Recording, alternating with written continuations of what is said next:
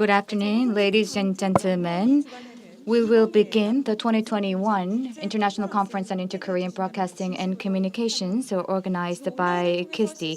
Welcome, everyone, and we are joined by many participants from online and also on site. Thank you very much for your presence. Today, I will be your MC. I am Kim Kyung-mi, who will lead you through today's conference.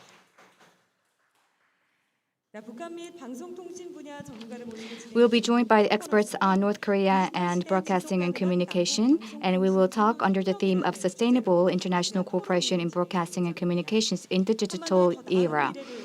We hope to open up the new era for the next generation. We look forward to your continued support and interest. And we will be strictly following the COVID-19 quarantine protocols, so we are limited in the number of participants. And today's conference will be broadcasted live through the KISD official YouTube channel. Ladies and gentlemen, without further ado, let us invite President Kwon Yul of KISD for his opening remarks. Please welcome him with a big hand. Please welcome him with a big hand as he comes up to the stage.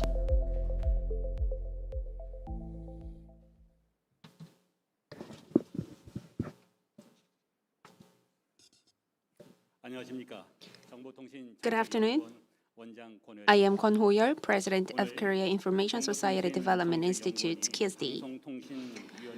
I am very much pleased for KISD to hold the International Conference on Inter-Korean Broadcasting and Communications under the topic of Sustainable Inter-Korean Broadcasting and Communications Exchange and Cooperation in the Digital Era with the support of Korea Communication Commission, KCC.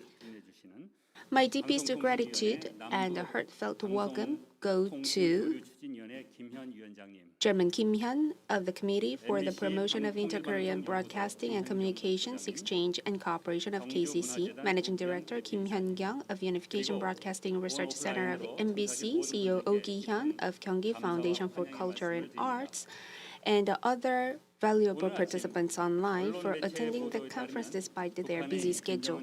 According to the media today, the Chief of the State, Kim Jong-un, has announced that North Korea will restore the communication line between North and South Koreas, and there will be no provocations from the north side. But still, the uncertainty resides in the Korean Peninsula, and we are at the crossroads of the peaceful future and tensions. And the time in Korean Peninsula stays still, and indiscriminate spread of COVID-19 is adding constraints to resolving issues on the Korean Peninsula. To promote the peace in the Korean Peninsula, mutual understanding and trustful relationship are much needed than ever. Broadcasting and communications originally is a symbol of communication and empathy, and is an important infrastructure for connection and convergence, possessing an important potential to be a connecting bridge, the heterogeneous South and North. In today's international conference will be an occasion to confirm the changes in North Korea's broadcasting and communications in the digital age and to suggest a sustainable direction for cooperation. Peace can be created only through mutual respect, understanding, and building trust. And in that regard, I hope that the conference today will serve as a small stepping stone, contributing to the conclusion of 70 years of division and opening the way to peace and prosperity. And I wish that the day will come. And also, I would like to thank once again speakers and discussants for their valuable insights, experiences, and the expertise to be shared. And wishing diverse discussions of today's conference will bring you precious experiences. I would like to thank you once again for your listening. And I would like to lastly thank Managing Director Kang Ha-yeon and Dr. Ko Sang-hoon for their efforts made to have this conference a success. Thank you.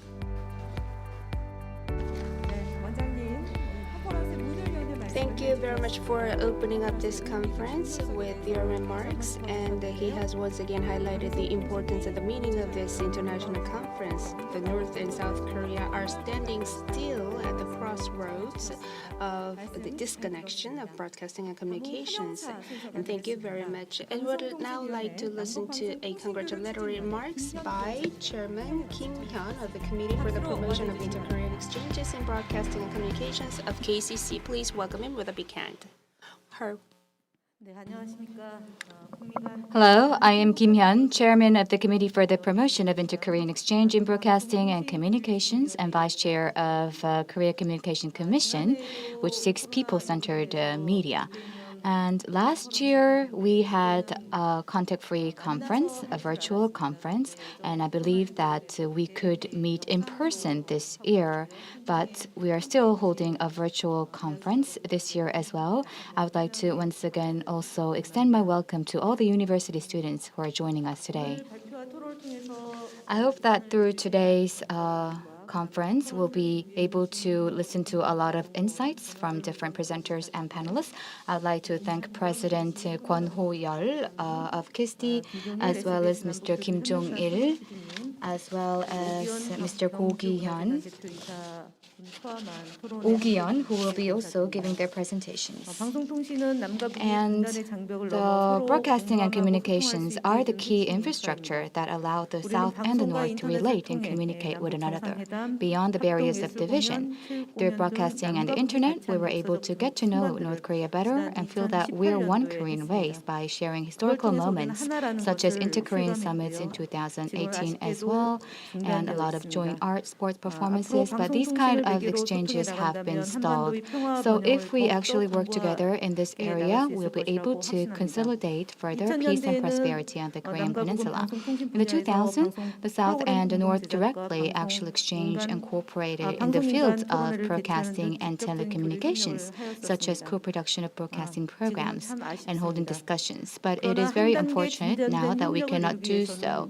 But in order to further cooperate between the two Koreas, we need to be more prepared, and our commission has been continuously promoting projects to lay the foundation for exchanges and cooperation in the broadcasting and communication sector amidst the fluctuating inter-Korean relations. So this conference is a very important example, and I believe that this is the only event in Korea to discuss ways to exchange and cooperate in this field.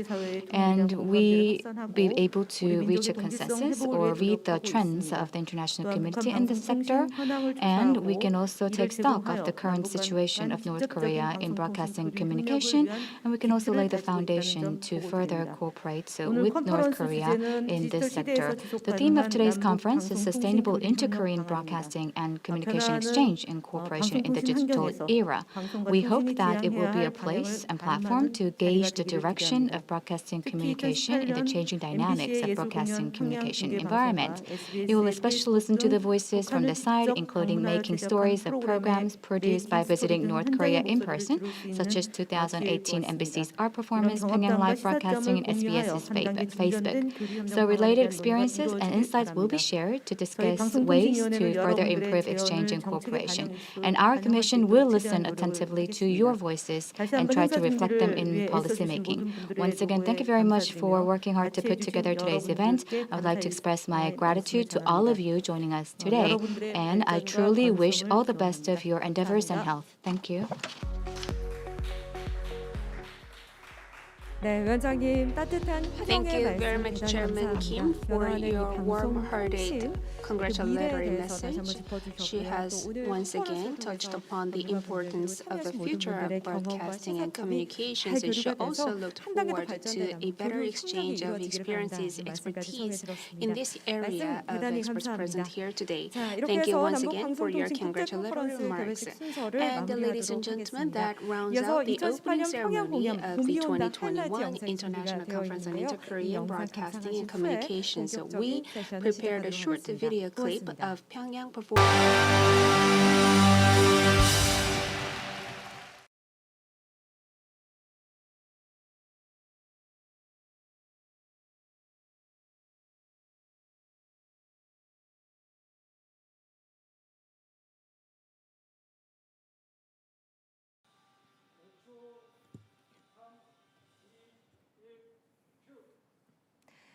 네, 여러분 영상 재미있게 잘 감상하셨습니까? I hope you have enjoyed the 지금부터는 video. 2021 남북 방송통신 From now on, we will 국제컨퍼런스 earnestly 본격적인 세션을 begin 시작하도록 2021 하겠습니다. International 이번 Conference on 컨퍼런스는 총 3개의 Inter-Korean 세션으로 Broadcasting 구성이 and 되어 Communications. 있습니다. 첫 And 번째 this conference 세션에서는 is composed 한반도 of 방송 three 미디어 different 교류의 과거와 sessions. And 미래라는 during the 주제로 first 네 session, 분의 we will be 전문가분들께서 talking 토론을 with 진행해 four 주시겠고요. experts under the theme 2부에서는 두 of 분의 past and 북한 future 방송 of 전문가분들께서 broadcasting media 발표를 준비해 exchange on the 주셨습니다. Korean 그리고 Peninsula. 마지막으로 And 발표자를 for the 포함한 session 2, we 6명의 will listen to two 전문가분들께서 종합 speakers, 토론을 for 진행하실 two 예정입니다. speakers who are 자, 그럼 North 지금부터 Korean 첫 번째 broadcasting 순서인 experts, 라운드 and then we 테이블을 will have a 진행하도록 round 하겠습니다. discussion with the 앞서 6 2018 experts, 평양 including 공연, 우리 온다 speakers. 등의 이 And 중계 first, I would 방송에 대한 like to 이야기를 begin the 들어볼 first 수 있는 session 유익한 round 시간으로 table, 구성을 해봤습니다. and we have 자, listened 지금 and 좌장님과 also 발표자 watched, 토론자분들 무대 위에서 준비를 하고 listened to and 계시는데요. watched the video 저는 of 그럼 좌장이신 MBC Pyongyang 통일방송연구소 김현경 performance 소장님께 마이크를 넘겨서 2018, and I would 진행을 like to hand over the 부탁드리겠습니다. microphone to Chairman Kim Hyun-kyung of MBC 통일방송연구소 Managing Director of Unification Broadcasting Research Center at MBC. 오늘 이 첫 번째 세션의 명칭은 Good afternoon. 한반도 방송 미디어 The 교류의 topic, 과거와 미래, the title 그중에서도 특히 of this first session is Past and Future of Broadcasting Media Exchange on the Korean Peninsula, and it got opened by the short video clip of Pyongyang performance highlights as a video clip. Well, we can talk about this topic in many ways. The broadcasting and communications exchange can be determined as the exchange through media, either sending South Korean experts to North Korea and vice versa, or these two experts from different countries can gather in a third place. And from broadcasting communications, culture, and physical activities and politics can gather together under the umbrella of broadcasting communications, and also to that end, many personnel and logistics and equipment and facilities can be a subject of cooperation. And this international conference on inter-Korean broadcasting communications have been held 7 times up until now, and through different occasions we have been talking about different types of exchange and cooperations of broadcasting and communications technology. Personnel, communications, and politics meet in this area, but I assume that we lacked the occasion to talk about on-site experiences of the personnel and experts. So that's why we are now gathered under the theme of broadcasting and media exchange on the Korean Peninsula. I would like to invite speakers and discussants for this session, but before I do so, let me give you a short brief and the meaning of the session. We have 3 discussants. First of all, we have Mr. Jung Hee-chan, Managing Director of News Engineering Department of MBC, and in 2018 he was in charge of technical direction of Pyongyang performance in 2018, and he guided and governed everything related to broadcasting back then. And also we have Park Sung-gun, 서점용, 예능본부장을 지내셨고요. 그 남북한 간의 경험으로는 the managing director at a video center of content strategy division of MBC, and the O Korean Unification, which is the title of broadcasting program, and he was in charge of this program planning and the strategy. And in 2017, we had a New York Philharmonic Orchestra performance in Pyongyang, and he also directed it. And next we have Park Sung-gun, who was a camera director in 2018 performance. And back then, Seo Jung, director of Video Center, had to experience many difficulties on site in North Korea, and I look forward to his story. Well, first, Moderator is assigned for moderating session, but I think it'll be helpful for every participant to give a short introduction of this session. So let me give you some explanation on that. Because when there is an exchange of broadcasting and communications, there are different types, like events organized either by governments or by private entities with exclusive broadcasting or joint broadcasting. Well, actually, the culture and arts performance of two Koreas started in 1985 when there was an exchange of delegations of North and South Korea for the meeting of separated families and the performers of culture and arts. So South Korean performers went to North Korea and the North Korean performers come to South Korea, which was the biggest exchange of culture and arts. And also, after that, we had some musical performances of inter-Korean people. Well, back then, we also sent some musicians to North Korea, but the North and South exchanges of cultures have not been well known about how it got started at first. And I have just arranged some major performances here on the screen. And in 1998, with the leadership of the former President Kim Dae-jung, the exchanges of culture and arts of two Koreas started with more diversities. And as you see here, in December 1999, SBS opened a musical concert for peace and amicable relationship, but it was called by North Korea the concert of Roger Clinton, who is the younger brother of former U.S. President Bill Clinton, and also some idol groups of Pinkle and Jack's Kiss also joined this musical performance. And some broadcasting vans and camera equipments were used by Korean Central Broadcasting Station and South Korean broadcasting companies.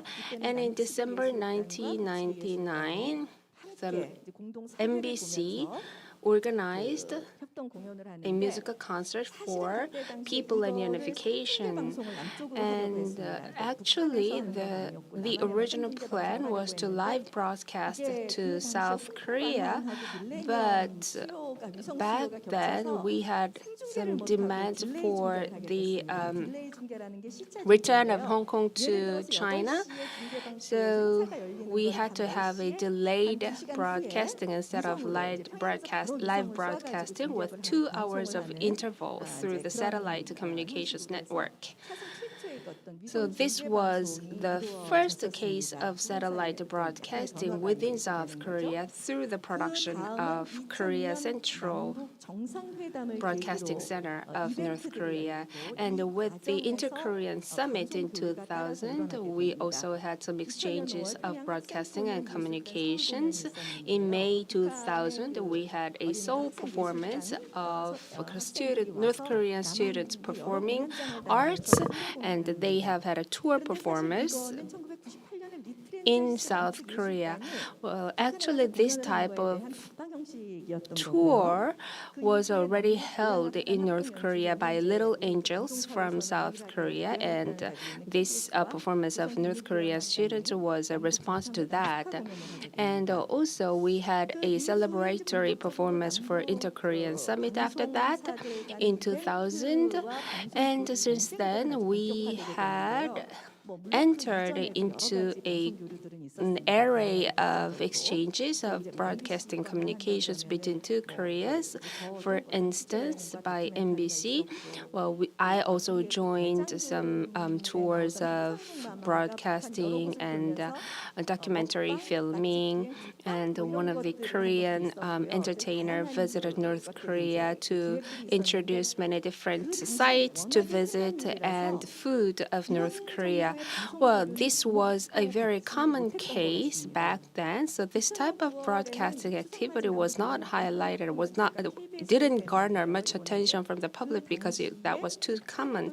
And in 2002, September, we had joint performances of inter-Korean orchestras to celebrate the Thanksgiving, and it was broadcasted to North and South Korea together. And in the same month, we had a special Pyongyang performance by MBC, which was live broadcasted in South Korea and recorded broadcasting in North Korea. But the second special performance was live broadcasted in North Korea as well, which was quite impressive, which was the first case for North Korean people to get exposed to South Korean culture and the broadcasting program. And in August 2003, MC Song-hae went to Pyongyang in person for the program, the live song contest, which was quite a special case. And in October 2003, we sent our broadcasting vans and equipment to North Korea through land route to hold a unification musical performance to celebrate the opening of Stadium Jung-gu in Pyongyang. And in August, we had a similar concert in Pyongyang with the singer Jo Yong-pil. And this type of broadcasting and the communications exchange don't just happen in North Korea, because in two Koreas we have a special case which will be highlighted by other experts as well. New York Philharmonic Orchestra, in the mood of well-eased relationship between two Koreas, New York Philharmonic Orchestra went to Pyongyang with RT TV of Europe, and MBC rented and offered broadcasting equipment and vans and facilities for the sake of exclusive broadcasting to South Korea. It was such an impressive and a recognizable cooperation between two Koreas and the USA in terms of broadcasting and communication. Well, just before, and since 2018, all exchanges were led by the government. You may recall that Ms. Hyun Song-wol came to South Korea with a winter hat on to organize some special performances of Pyeongchang Winter Olympics and Paralympics. Well, for this type of event, we form a broadcasting pool in Gangneung and Seoul. We manufactured and produced special performances for a congratulatory performance which was broadcasted to two Koreas. And also we've had a demonstration performance of Taekwondo. In the same month, I'll be showing this to you with some pictures later on. And in April 2018, just before the first inter-Korean summit between Moon administration and the North Korea, two special performances by North and South performers were organized and held in North Korea with the leadership of the current administration, and MBC got selected as the representative of Korea Broadcasting Pool. And the performance itself was organized and planned by the government, but broadcasting and organizing on site was managed by MBC. I have just commented on Taekwondo performance, and we are always told that when there's an event, there's a broadcasting. This is exactly the case, and as you can see, the half of me is featured in the picture. Well, he is Mr. Yoon Yong-sung, the Minister of Sports in North Korea. So just right before the performance being held, we were supervising the sites of facilities, and he came down to South Korea for the supervision prior to the event. And what we agreed upon back then was to hold a joint Taekwondo performance in 2018. And we held 4 times of Taekwondo performance as a preliminary performance in Gangneung and Samcheok prior to Olympics, Winter Olympics, and then the third one was held in Seoul. And after that, we had one free day. So WT, World Taekwondo Confederation, you know that it got quite famed these days because one of the Taekwondo performers got on the finalist of America's Got Talent, which is quite a recent story. Well, actually back then, the WTC requested MBC to organize a Taekwondo performance, and MBC accepted it, and that was the beginning. And we had to receive a delegation for the preliminary supervision. And those people visited the MBC, and I assume that was the first case that the North Korean people got contacted. The working level broadcasting people at MBC, and they came early than planned. And it was on Saturday that we were doing a rehearsal for Saturday music performance show. And during the rehearsal with the big music sound, we were not able to hear each other. But at that moment, an idol group called Oh My Girl was doing their rehearsal, and the North Korean people were quite embarrassed to see those idol girl group was performing, and it was an accidental happening, and that kind of exchange happened against our intention. And with that, in February 14th, 2018, we organized all together from the WTITF1 Korea Peace Taekwondo performance. And as a broadcasting company, we prepared a flamboyant and very vivid stage set. And I think this stage is quite special because WT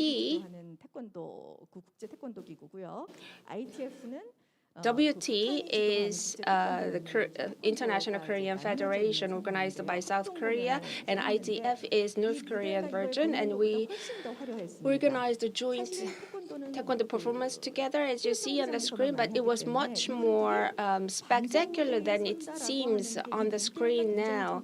So for North Korean performers, it seemed that it was quite a special chance for them, and WT realized back then that Taekwondo could become a real performance with lots of things to see and to show.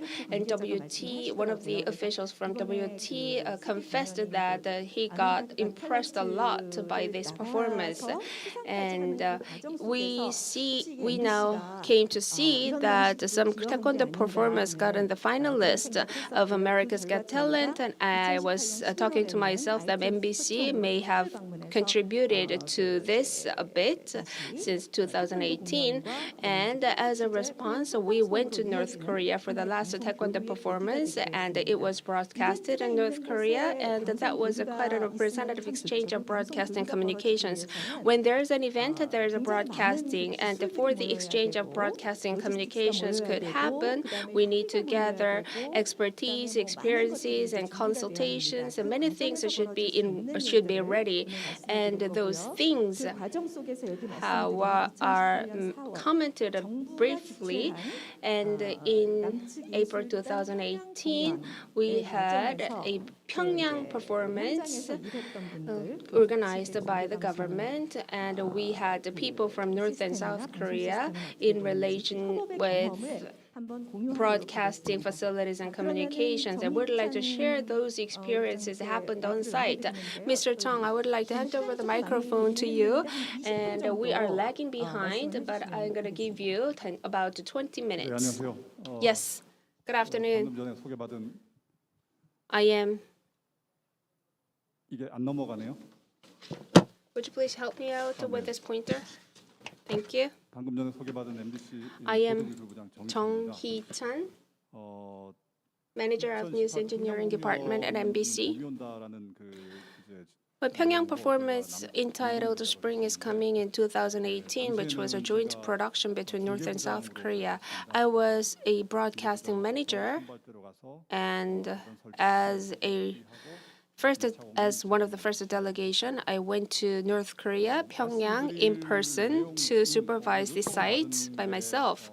I was requested 제작을 이제 엔지니어로서 참석을 했는데 to engage 이제 남북 교류를 in the event as an engineer for a joint production, and we got hugely supported and sponsored. 위주로 좀 And I would like to share some interesting anecdotes as requested by the organizer today.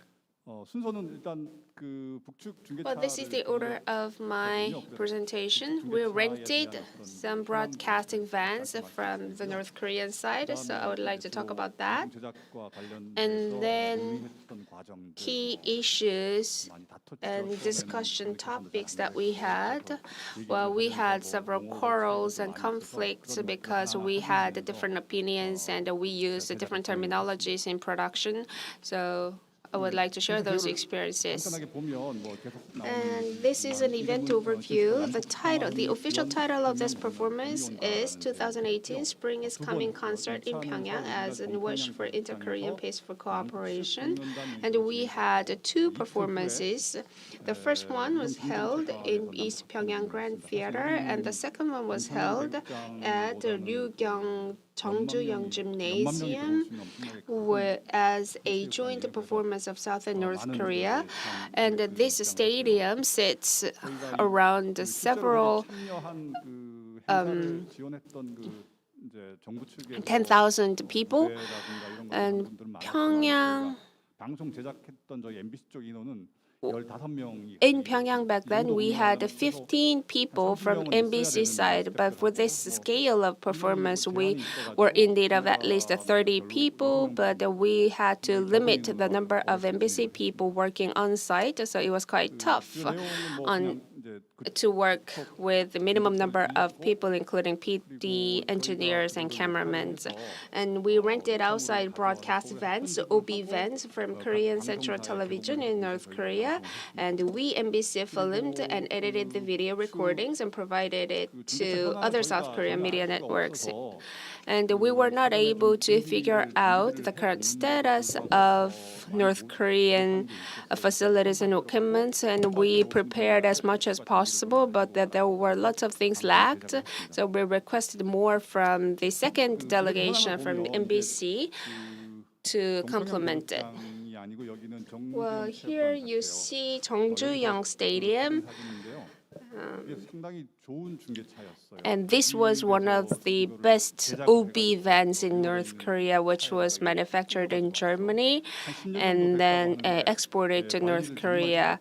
And it has been operating for 10 years and quite well managed and maintained with 12 cameras equipped with. And it was able to cover a quite a number of large-scale sports events and performances, and they said that they had 4 OB vans in total, but the rest are thought to be a small or medium-sized ones.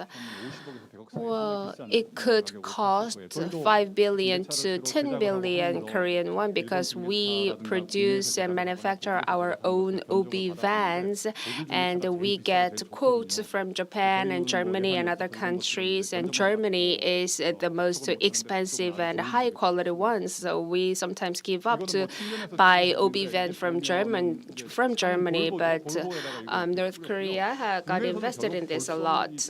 And this is Volvo, and this is an expanded one, and this is one of the rare ones that we have even in South Korea. Well, even in Japan, it is not common to see this type of expanded OB vans because it takes space and it is expensive to produce, but North Korea was equipped with this high-quality OB van. And also, these equipments are the same ones that we use in South Korea, SBS and NBC alike, and the camera body is a European one. This is the same level as ours. And what was most surprising was that once we try to set up the equipment and facilities, the first thing we need to check is electricity. But when we saw the number 173, we were kind of lost because on an electricity panel, the number 173 made no sense. So we asked engineers in North Korea if that was the input electricity, and they said yes. And we were quite surprised to see that because we knew that the electricity or power supply was not stable in North Korea, but we didn't expect it to be that bad. Well, when we thought that the unstable supply would be around 200, but it was much lower than 200. So in the morning, 173 was the maximum because in the morning time the factories run and the demand goes up. So the supply kept going down from 173, but in the evening it went up to maximum 198, but still under the bar of 200 volt. So everybody knew that the supply was unstable, but on site we were quite surprised to see that the situation was that bad. So in this case, with 173 volt, it is quite impossible to use electric appliances. So we saw how they managed to use and broadcast concerts and performances, and they used some portable supply provider, electricity suppliers or providers and batteries. Well, we also use batteries, but they are just in case. So we provide some small batteries for an emergency case, but in North Korea, every facility was connected to portable batteries because they were not able to manage the supply situation by themselves. And then we discussed some key issues over the camera setup locations and OB vans and working hours and how many cameras and OB vans should be in place. But sometimes they assumed some things that were not acceptable. For example, well, this is East Pyongyang Grand Theater, and you will see later on Chief of the State Kim Jong-un has its own exclusive seat in the middle, but usually we set up the camera in the middle of the stage, and we requested to set up a camera, but it got rejected by North Korean people, but we couldn't understand what they were talking about. And after a long discussion of why, and they said that the people behind the camera should have an entire view of the stage, and they requested us to move the camera to the left or right side. So we responded back by saying that then that camera will also be blocking the people on the left side or right side. So they didn't have logics in arguing something, and we had to make calls to different entities and realize that the people on site cannot make decisions on their own. So we were pushing them based on the logic, but at some point of time, we realized that we had to take a step back, understanding that they might have different reasons of doing and acting like that. But when there was a conflict, we were quite serious with a reddened face, and then, but after that, we were to face another issue. Well, other than the OV band with a logo of Korean Central Television Center, another broadcasting company came down to the Grand Theater to set up their own camera in the middle, and we realized that this was how it works in North Korea. Well, their OV vans were not HD, but it was SD level.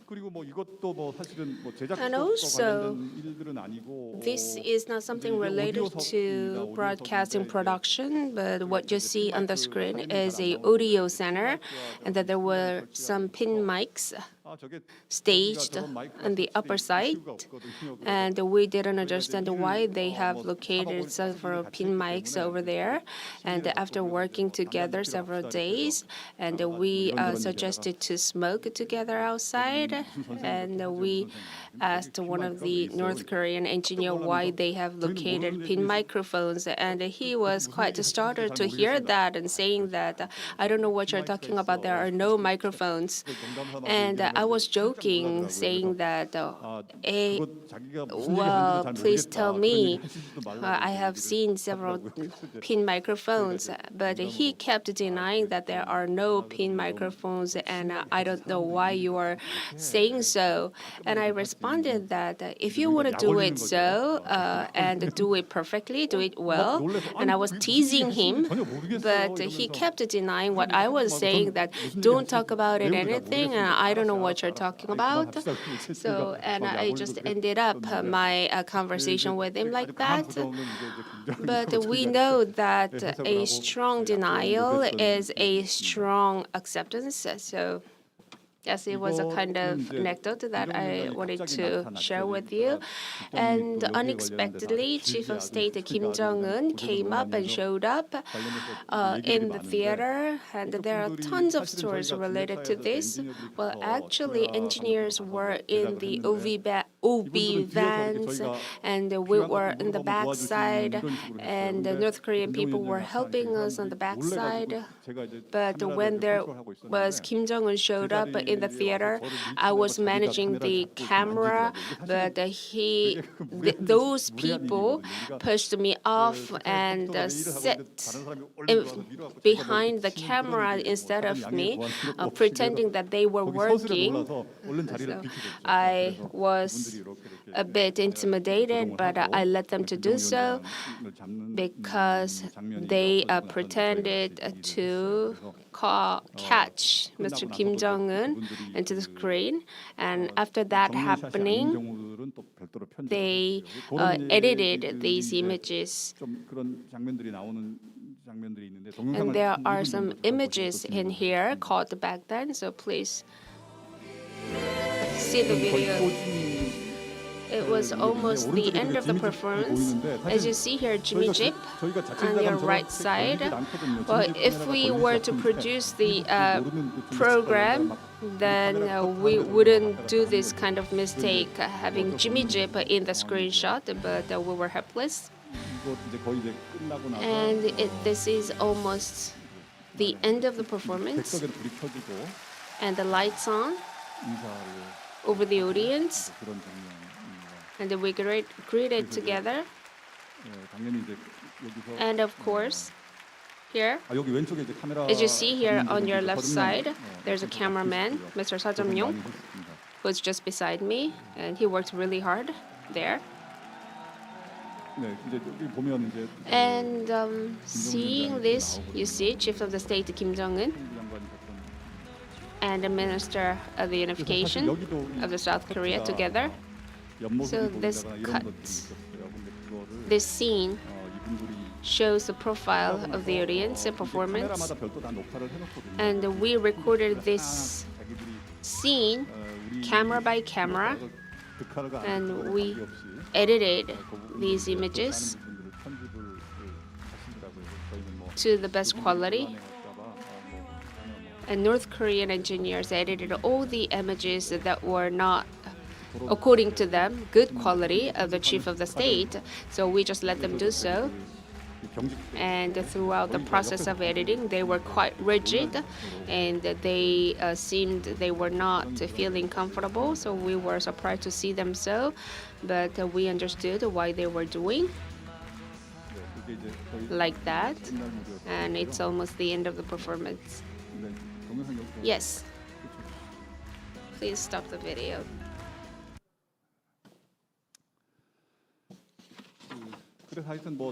So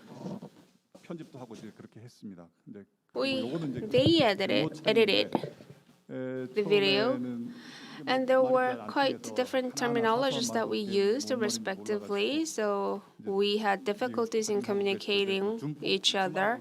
For example, zoom in and zoom out. They said zoom picking. And a tight shot was called by North Korean people like, oh, you mean filming closer? And zoom in, zoom out was kind of come in and come out. Yes, their expressions were quite intuitive, like back focus. And we have a term commonly used, run through. Run through means literally a run through, which is a full rehearsal before the performance. And they asked us, when are we going to do a 관통 in North Korea, which is a different meaning, and run through. And also they had several different terminologies of black panel and band panel, which was black and color bar respectively. And also when we were talking about analog and digital system, and they were calling it like the system of numbers and the system of letters. And I had some difficult times understanding what they were talking about. But their work quality was quite high. As you see that they have arranged all cables like this so that they would not be damaged. I was quite impressed to see this. The arrangement of the on-site of the site was managed by North Korean engineers. And other than broadcasting production, there were some things that I recognized quite impressively. And we needed extension cables, which are in place of the inside of OB vans, and the extension cables are something to easily get, but they said that they do not have any extension cables, so we had to search around here and there, and finally we got the news that there is a theater, East Pyongyang Theater, where we can rent some extension cables. So we went up to the second and the third floors, but there were no safety bars on the floors. It was quite scary to go up the stairs like that. So it was probably because of lack of materials and lighting. Of course, there were no lightings and no furnitures in the rest area of the engineers, even if it seems apparently quite flamboyant and extravagant. But once you step into inside of it, and nothing was there, and even the trivial chores were not enoughly in place.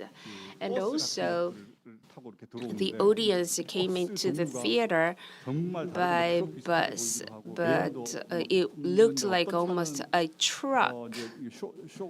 And one the vehicle was tilted without the bumper, so it was like watching the movie Mad Max in person. It is, again, because of lack of facilities and materials.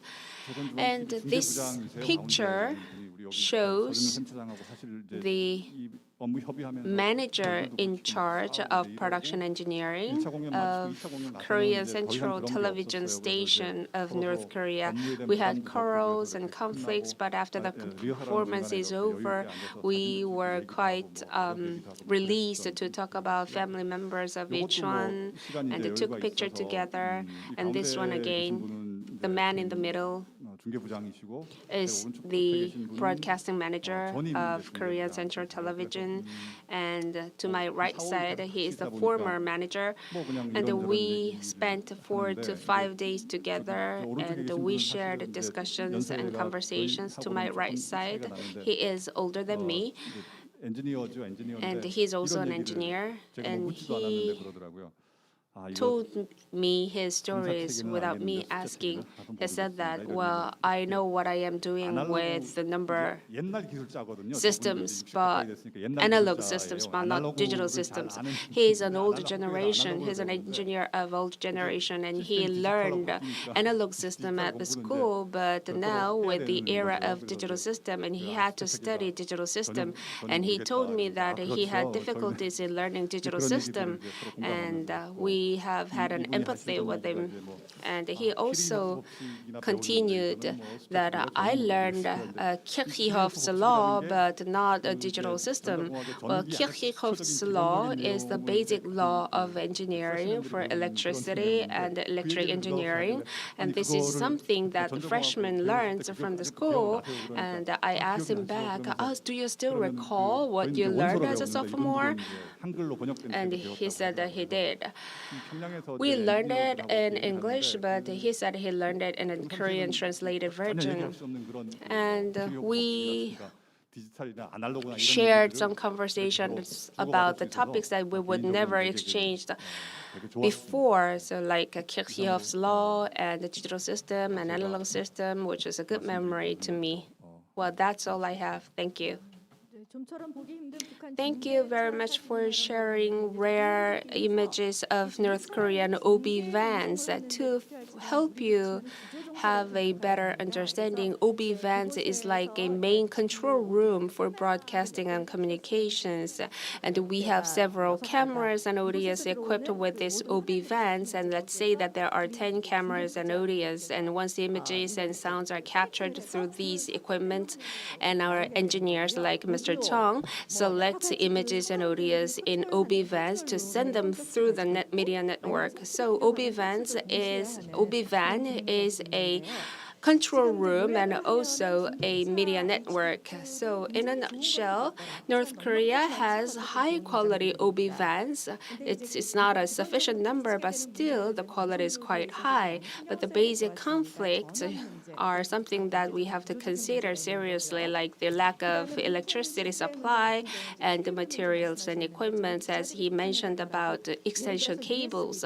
And I heard these stories from our people to North Korea. Often, like, it is quite difficult to get a USB or toners and papers for printing, and these types of materials are quite in insufficient quantity. And when you have a chance to exchange with North Korean people in terms of broadcasting, you need to have an ample supply of materials and equipment.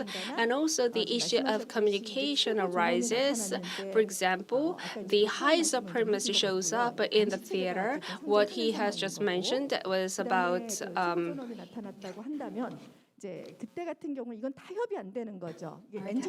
wiretapping, and they can't. They also had a problem, and not a problem, but a difference of systems and a regime that they have to show that they are working in front of the high supremacy.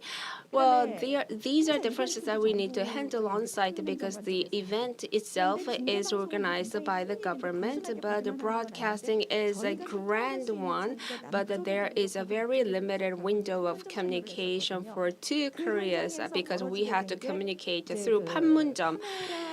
And during the process, the number of cameras installed by North Korea and the cameramen that we sent from South Korea to North Korea, and the number of difference was quite big. So, Mr. Seo Jam-yong, you had to work really hard and suffered from the lack of everything on site.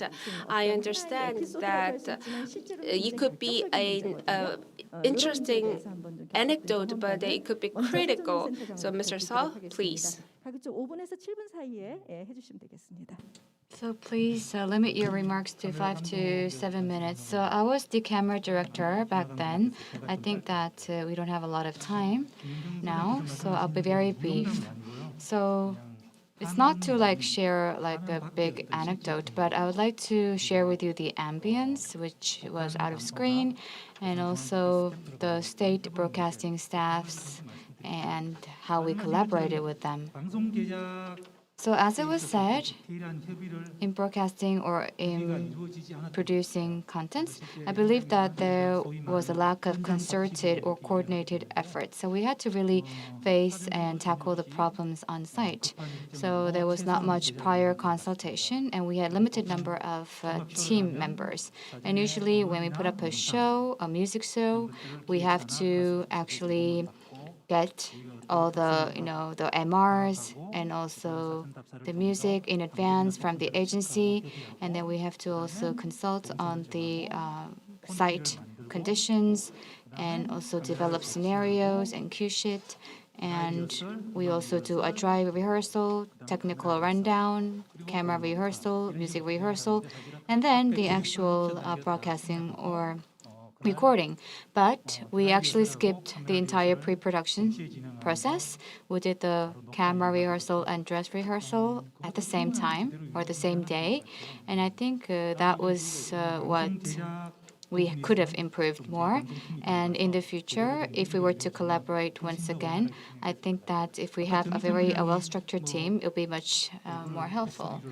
And yes, Mr. Jung also mentioned about how some people wrangled, but of course the overall ambience was very friendly. So the North Koreans were very welcoming, and they were very cooperative.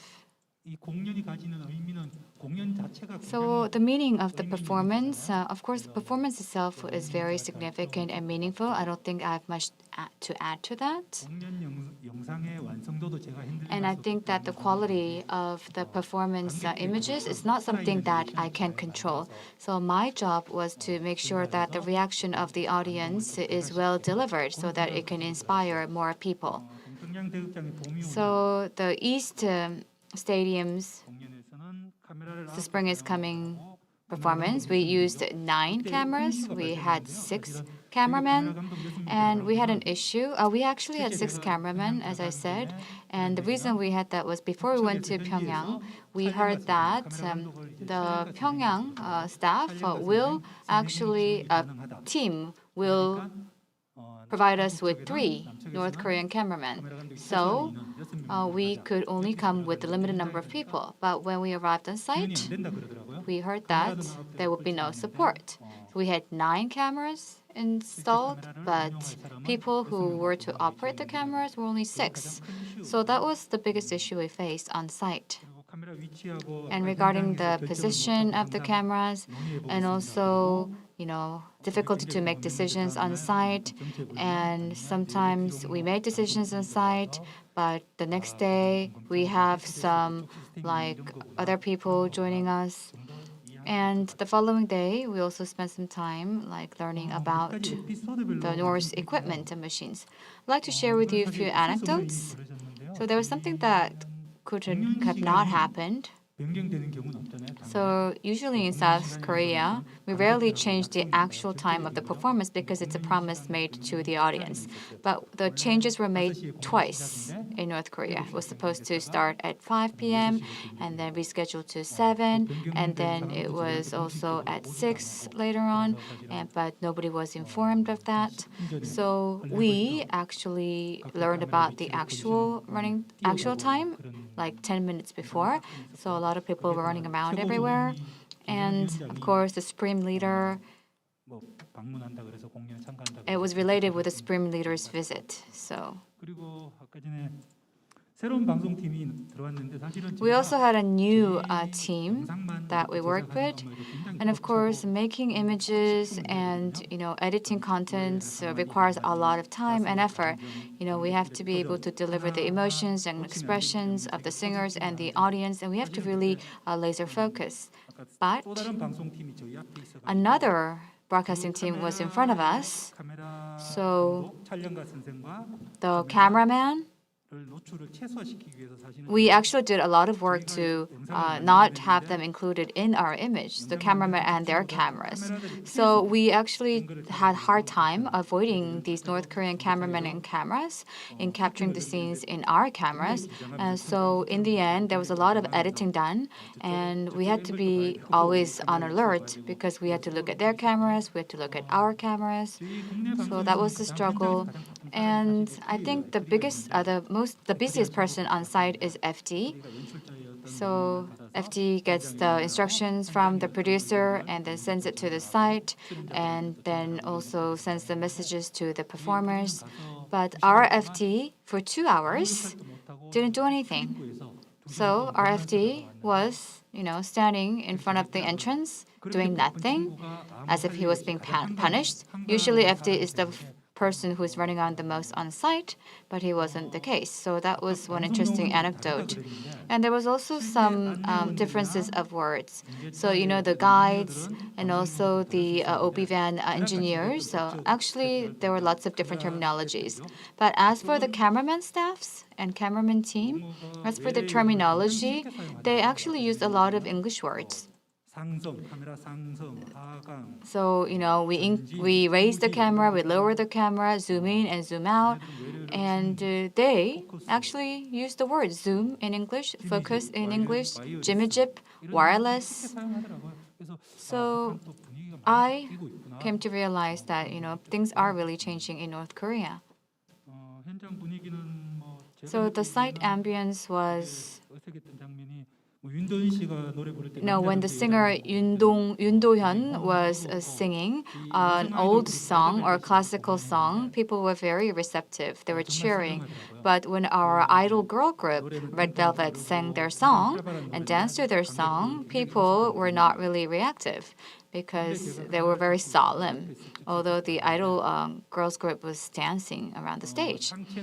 And I could see the audience from close. And, the upper body, they were very rigid, not really moving at all to the beat. But their lower body, they were actually moving around their feet and foot and trying to keep the vibe, to be in line with vibe. So all of the reactions were actually captured with an unmanned camera. That's something that was quite unfortunate. And as for the dress rehearsals, I think that it went quite well. But one of the differences was that the Samjaeon Orchestra, they came in the middle of the performance.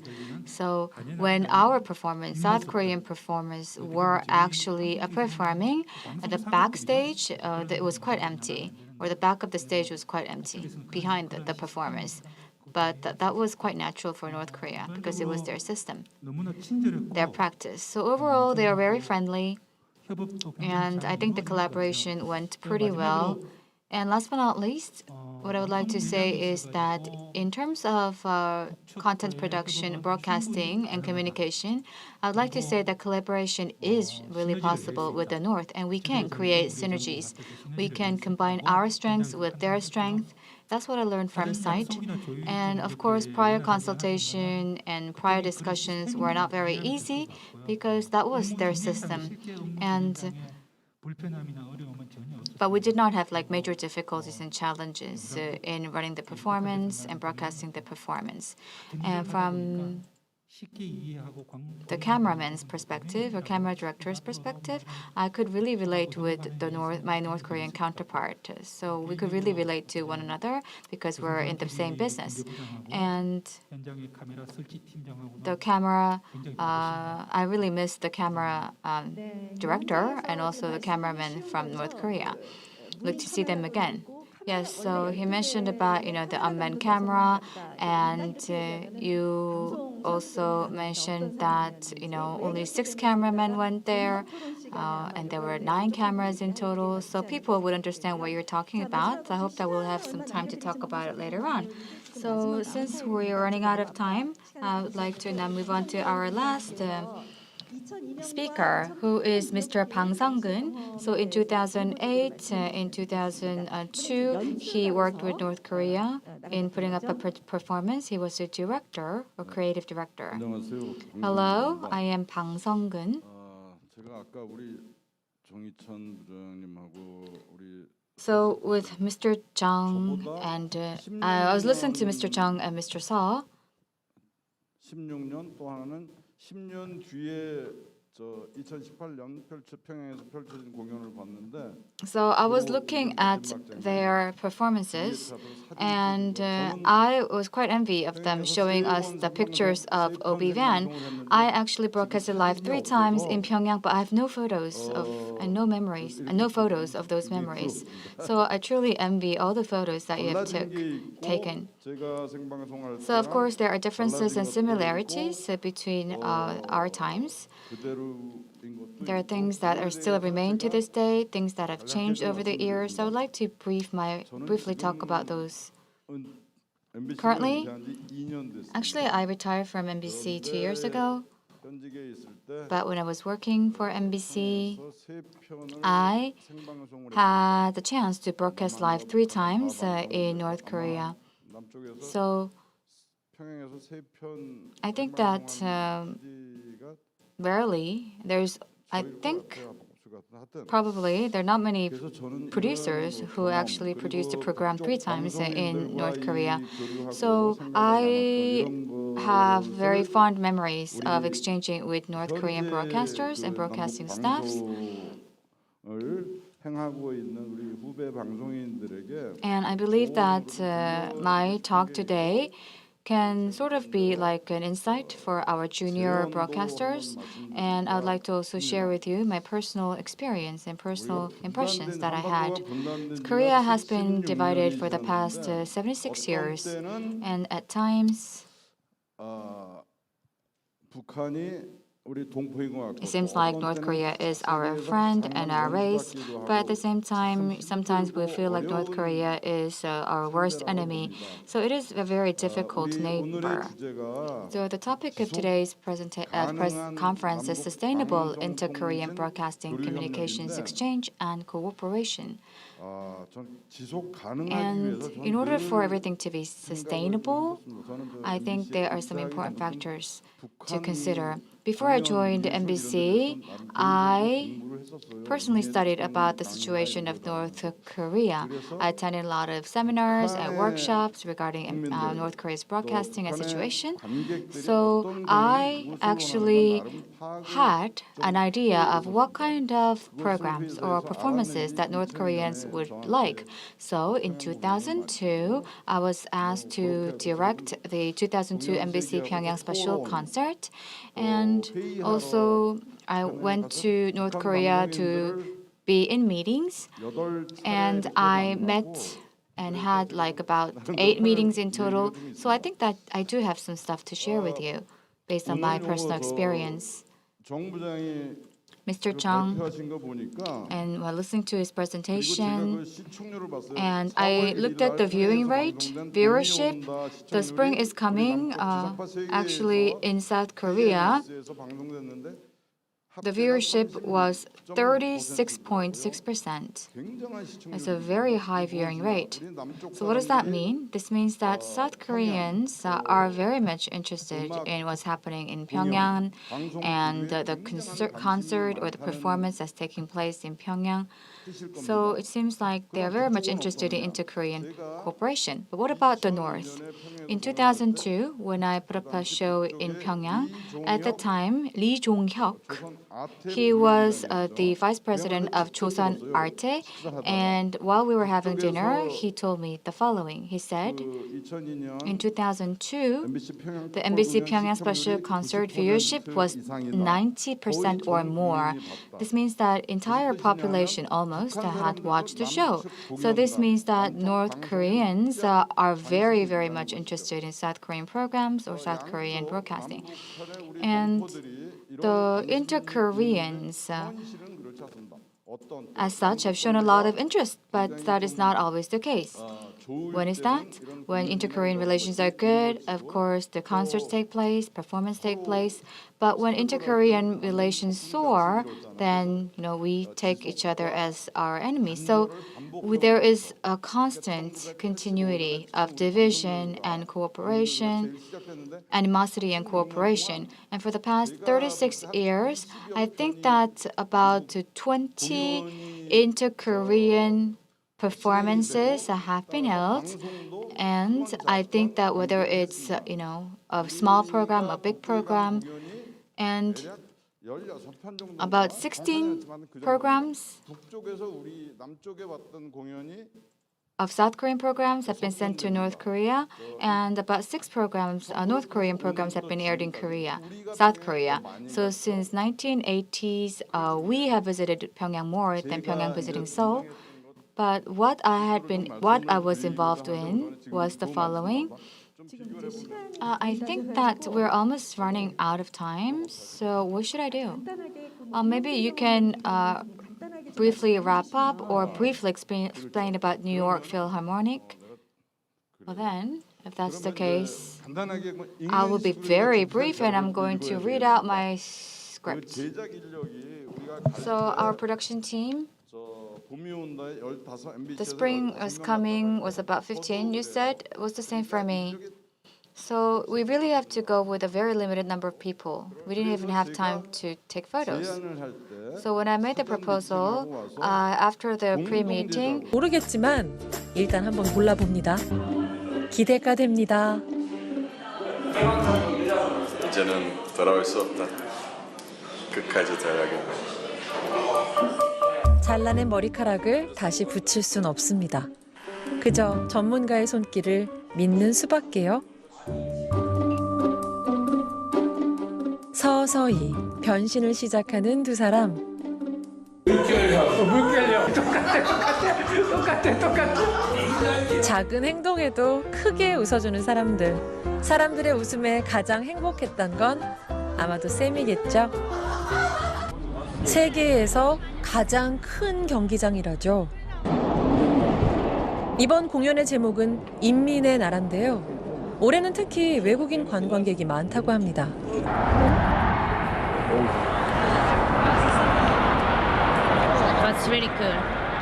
드디어 시작된 공연. 전광판 아니고요. 2만 명의 학생들이 모여 자신의 학교를 응원하는 카드 섹션입니다. 뭐 응원단 있습니까?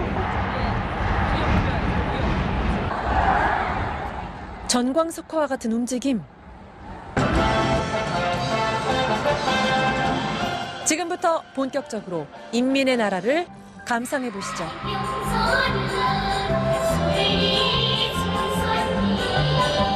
전통 무용, 맨손 체조는 물론 절제된 움직임을 뽐내는 고적대의 연주까지 1시간 35분 동안 각종 무용과 공연이 쉼없이 어우러지는데요. 이게 바로 칼군무의 정석 아닌가요? 친구들의 숙소 해방산 호텔입니다. 여행 첫날 저녁, 긴장도 했지만 안내원들과 친구도 됐고 나름 성공적인 하루를 보낸 듯하네요. 자, 잔을 채우고요. 다 같이.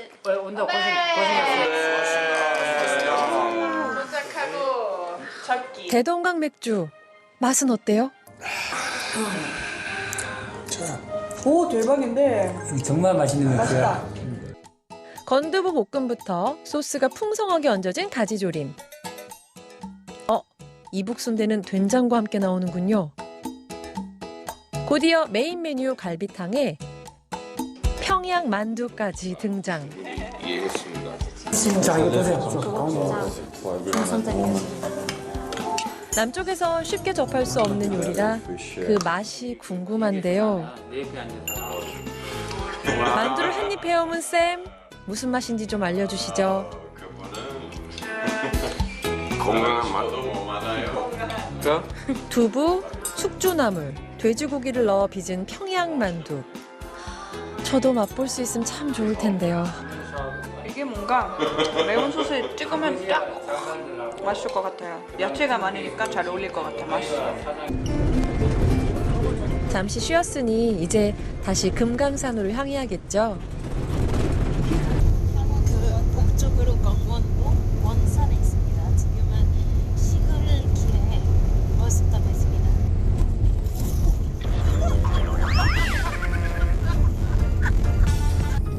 신이 7일 동안 세상을 만들 때 하루는 이 산을 위해서 썼다죠. 말이 필요 없는 천하 명산 금강산입니다. 금강산. 공기 좋고 여기 와 보니까 어쩜 이렇게 맑고 영롱할까요? 진짜 수영하고 싶습니다. 근데 추워서 죽을 것 같습니다. 너럭바위를 타고 흐르는 물줄기가 옥구슬과 같다고 붙여진 이름, 옥류동 계곡입니다. 수영은 무리지만 이건 가능하겠군요. 그러니까 이 물 먹어도 됩니까? 먹어도 되죠? 네, 이물 마시면 맛있죠. 너무 깨끗해서 거기가 맛잘합니다. 미생물이 없어서. 거기가 미생물이 그렇습니까? 어떤 거기 있습니까? 노래 부르면서 가파른 계단까지 오르다니 도무지 지칠 줄 모르는 금강장사군요. 이제 친구들은 산행의 마지막 코스 구룡폭포에 도착했습니다. 올라올 때 못 느꼈지만 올라오니까 진짜 뿌듯하고 남쪽에서 금강산 노래 부르는 이유가 뭔지 알 것 같아요. 금강산 밥 먹자. 밥 먹자. 좋습니다. 셋, 밥 먹자. 저는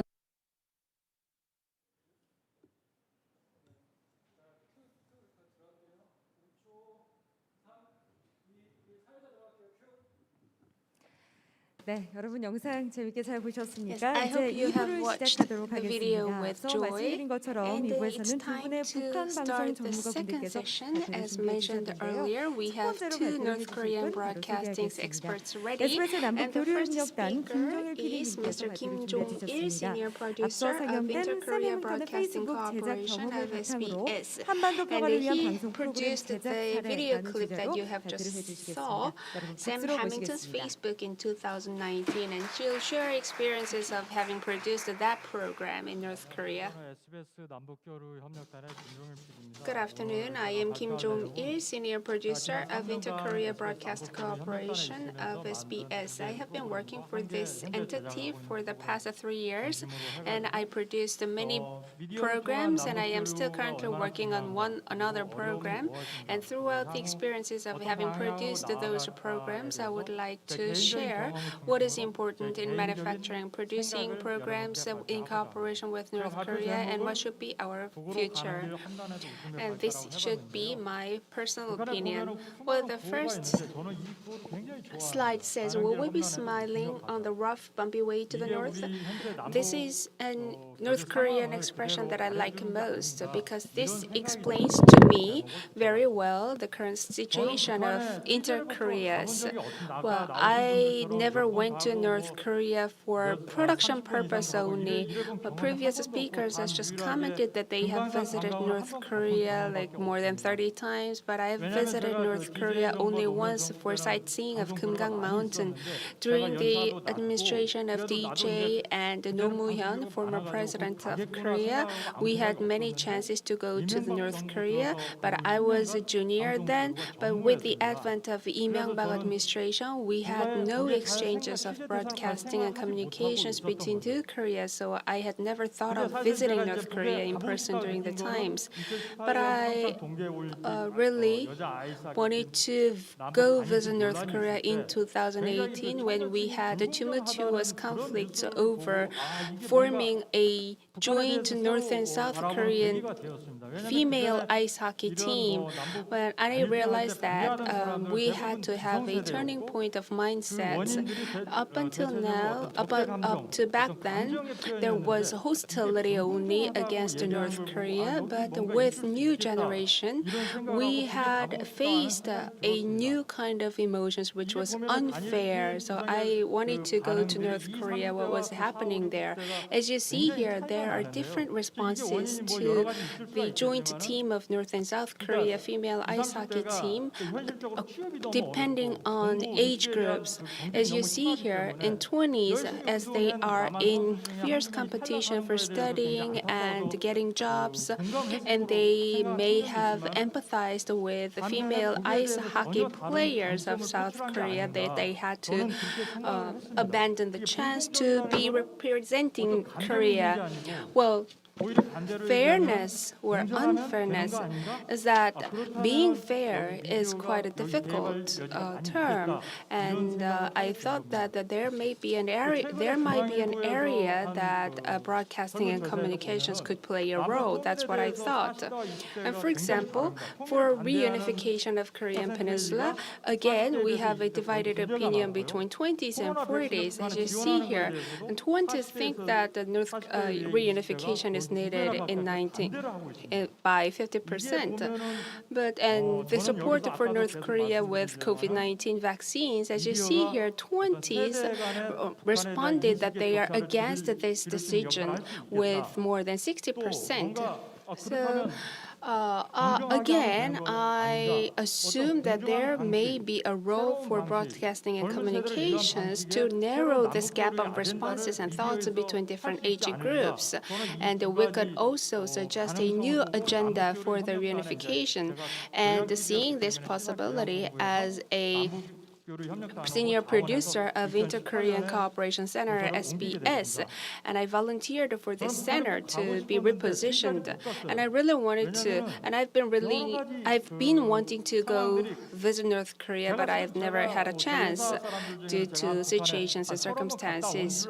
Well, many people in my company think that I've visited North Korea more than 3 to 4 times. I nearly visited there, but at the last moment, it all got destroyed. Well, There are several ways to go to North Korea. For example, to be part of journalist delegation, which is not an option for me. And secondly, individual broadcasting companies can make a plan. This happened before, but as you know, these days, to do so, North Korea requests a huge amount of money, but due to restrictions and sanctions on North Korean support, it is not again a feasible option to us. And the third only way for cooperation between North and South Koreas are to be part of civil organizations. And I contacted many civil organizations to go to North Korea. I received several invitation letters, but at the last moment, it didn't work out. And during those days, if I couldn't go to North Korea, I was wondering what I should do. And I was noted that there will be a football game with youth football players from North Korea, less than 15 years old. So when I heard that story, I wanted to meet North Korean people in person, and they were staying in Inje in Gangwon province. And I spent 10 days. I stayed at the same hotel as theirs for 10 days. Of course, we were divided, so I was not given a chance to approach them closely to their rooms. But when they were having meals and when they were playing games, and I got some chances to approach them for up close and personal interviews, and it was a kind of miracle to me if I look back on those days. Well, 15 years old means that they are middle school students and high school students, and there were male and female, boys and girls, and they were quite bright. Please watch the short video clip first. 수십 명의 사람들이 남과 북의 경계를 넘어섭니다. 이렇게 안 추웠어요? 안녕하십니까. 안녕하세요. 하나, 둘, 셋, 넷. 좀 크게 알아. 크게 알아? 크게.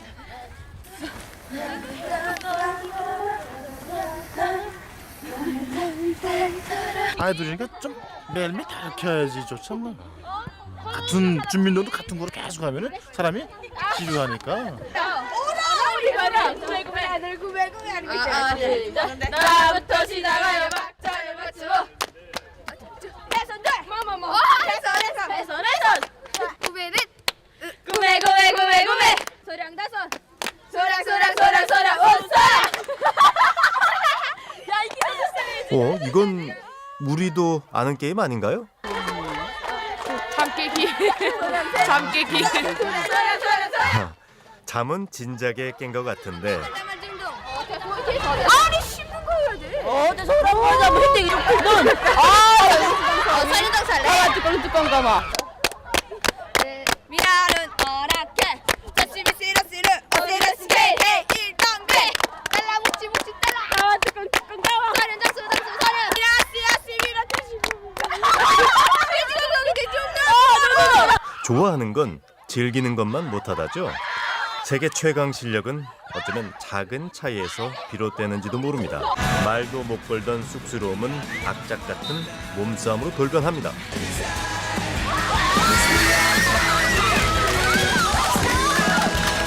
숙소 근처에 모인 북측 선수들. 이거 맨날 찍으니까 이거 빨빨이라던 분이지 지금. 한국적으로 자.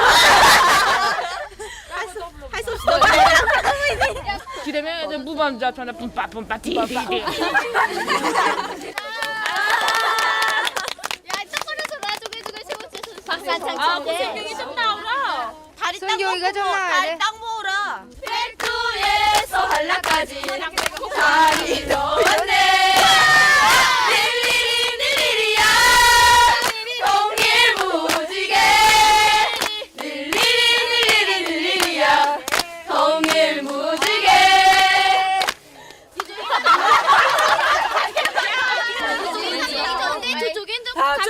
대박.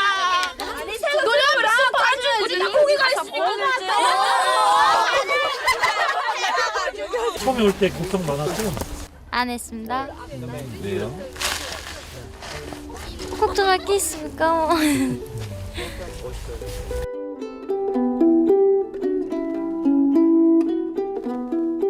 보신 바와 같이 북한의 As you have just 청소년들이 seen from the 굉장히 video, 자기들끼리 굉장히 North Korean 즐겁게 운동을 하고 young 있어요. people, 더 놀라운 they're 거는 quite bright 감독이나 아까 그 and 남자분이 they 감독 are 그 여자분이 serious at 해주고 playing games, 관계가 굉장히 and the relationship between coach and players seemed quite horizontal, not vertical, and it wasn't a setup. I was able to feel it.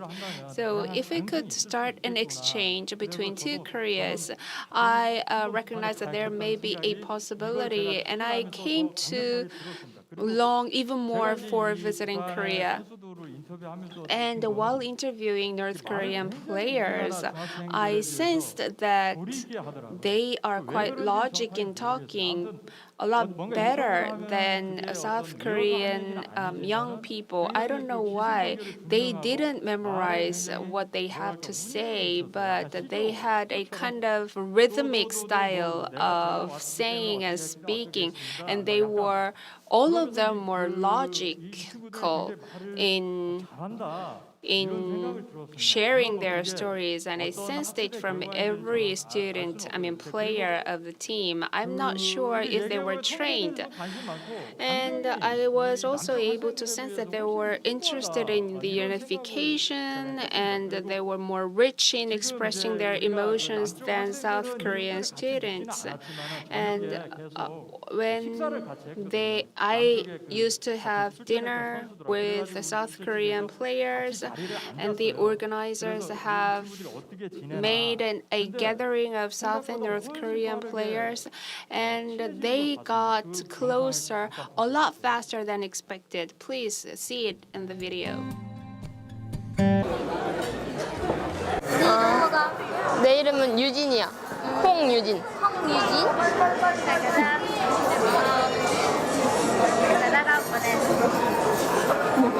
창피해. 땀나. 나도. 이름이 뭐야? 호성우. 이거 어떻게 지을까? 한서영. 내 이름 진짜 안 기억하고 있네. 나도 너 이름 기억하고 있어. 모를 줄 알았는데. 우리 남친 친구분이 어때요? 다들 다 컸습니다. 더 고운 것 같은데. 아니, 그냥. 친구가 됐으니 인증샷은 필수죠. 하나, 둘, 셋. 네, 너무 좋고 다음에도 만날 수 있었으면 좋겠어요.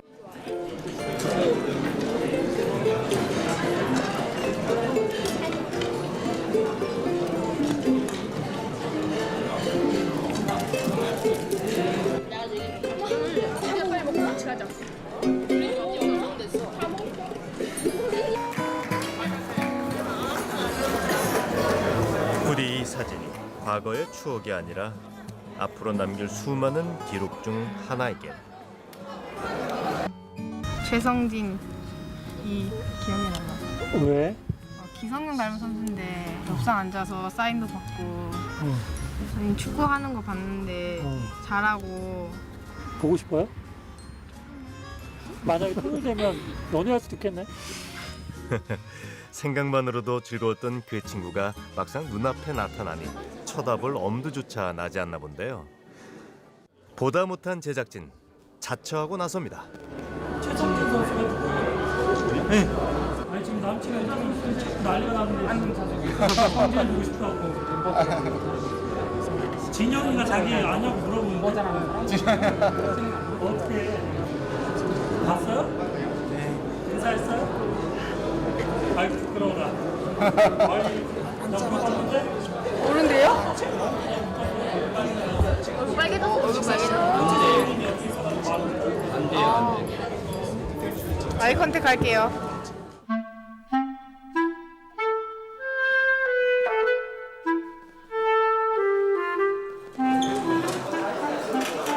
손끝 하나 움직일 힘이 없던 아이들을 벌떡 일으켜 세운 건 친구들의 따뜻한 손입니다. 같이 보는데 진짜 한 가족 같은 그런 기분이었어요.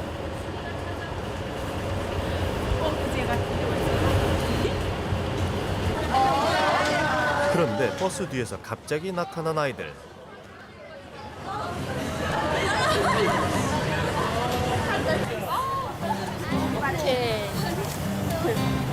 무슨 약속한 거야? 다시 만나는 거랑 저희 기억해주는 거. 기억해 줄 거예요? 네. 기억해줘야죠. 잘 있으라. 우리 안나니에.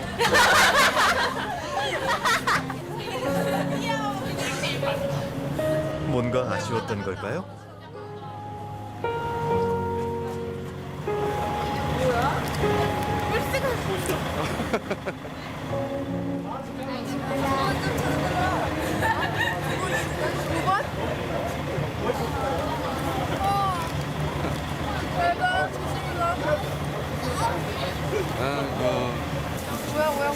뭐야 이게? 모르겠어요. 받았어요. 친구들의 마음만큼이나 달달해 보이는 북에서 온 과자인데요.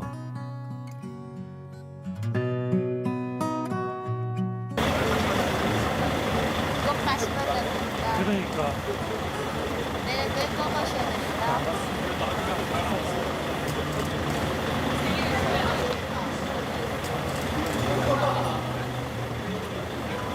이제야 모든 인사를 끝낸 듯 창에서 시선을 거둡니다.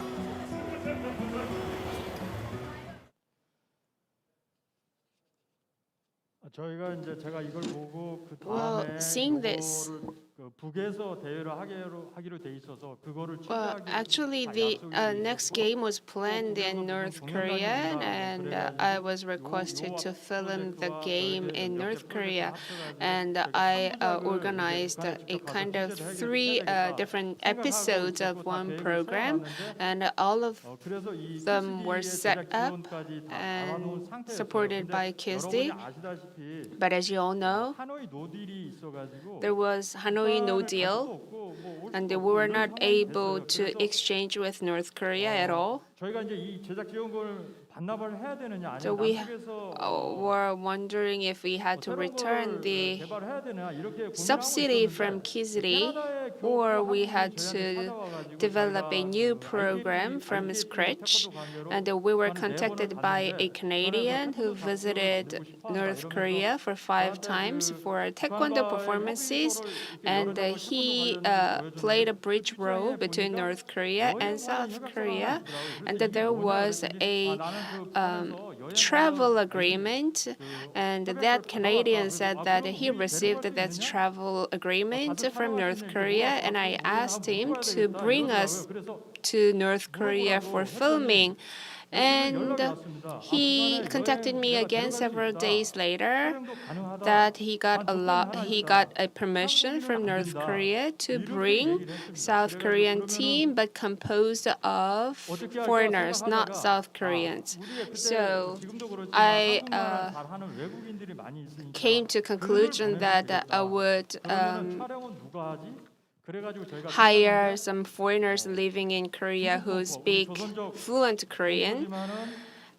And I also recruited some personnel and production engineers based in China who could speak good Korean. So I formed a team like that. It wasn't a difficult task to recruit foreign entertainers because everybody was interested in visiting Korea. And Sam Hamilton's family members were quite opposed to this idea of visiting Korea, but he really was willing to visit the North.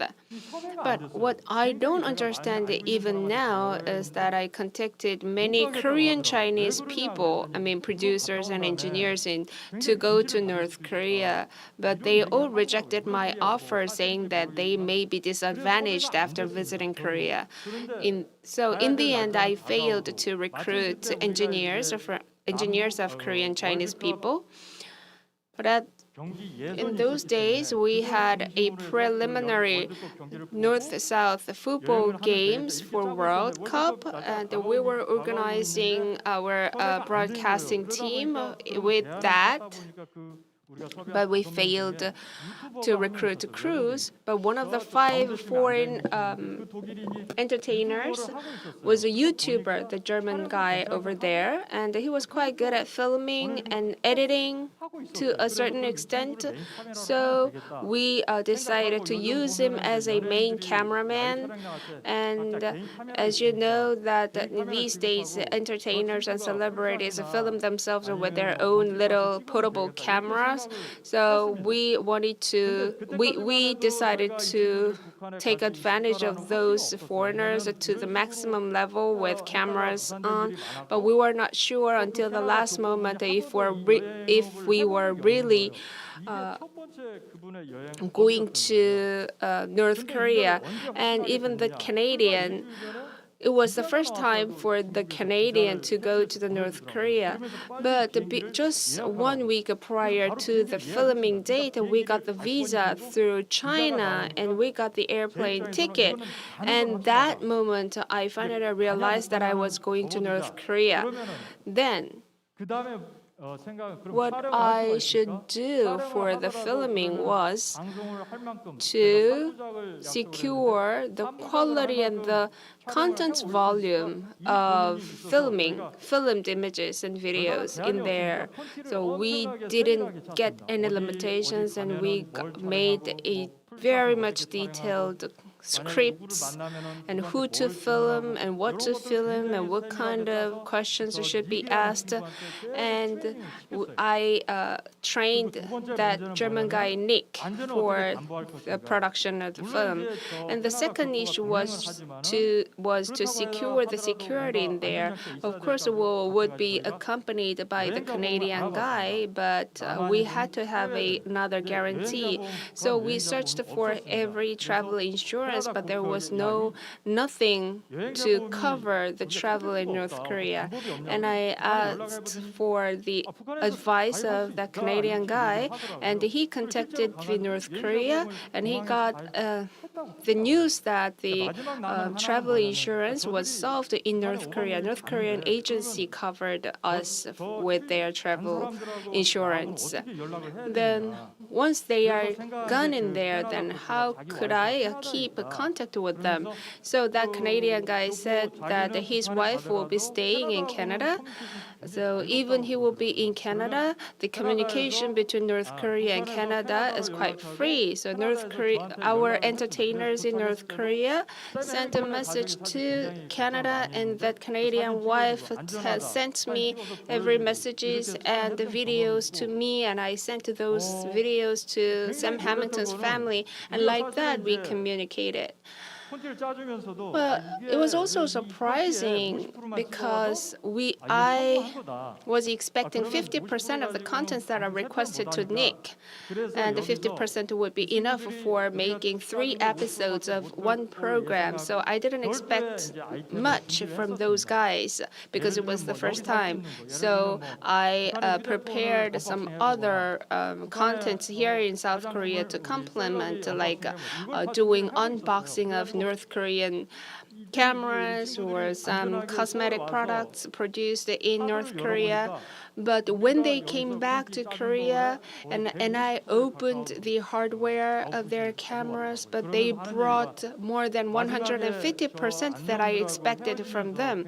And they said that when they had to leave the country, I mean the North Korea, they shared lots of emotions with North Korean people.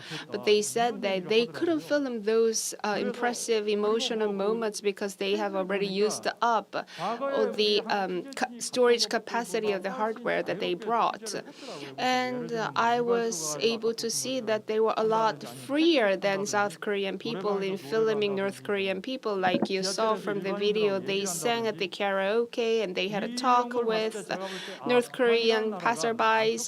So I thought that North Korean people were quite friendly to foreigners, more friendly to foreigners than to South Korean people, with different systems applied to nationalities, different nationalities. And the foreign entertainers, they told me that they felt that North Korean people were a lot more interested in the reunification of the peninsula than South Korean people. They said that every North Korean they encountered asked them when there will be a reunification of the Korean peninsula. And they also continued that they have never heard of the same question from South Korean people when they lived in North South Korea.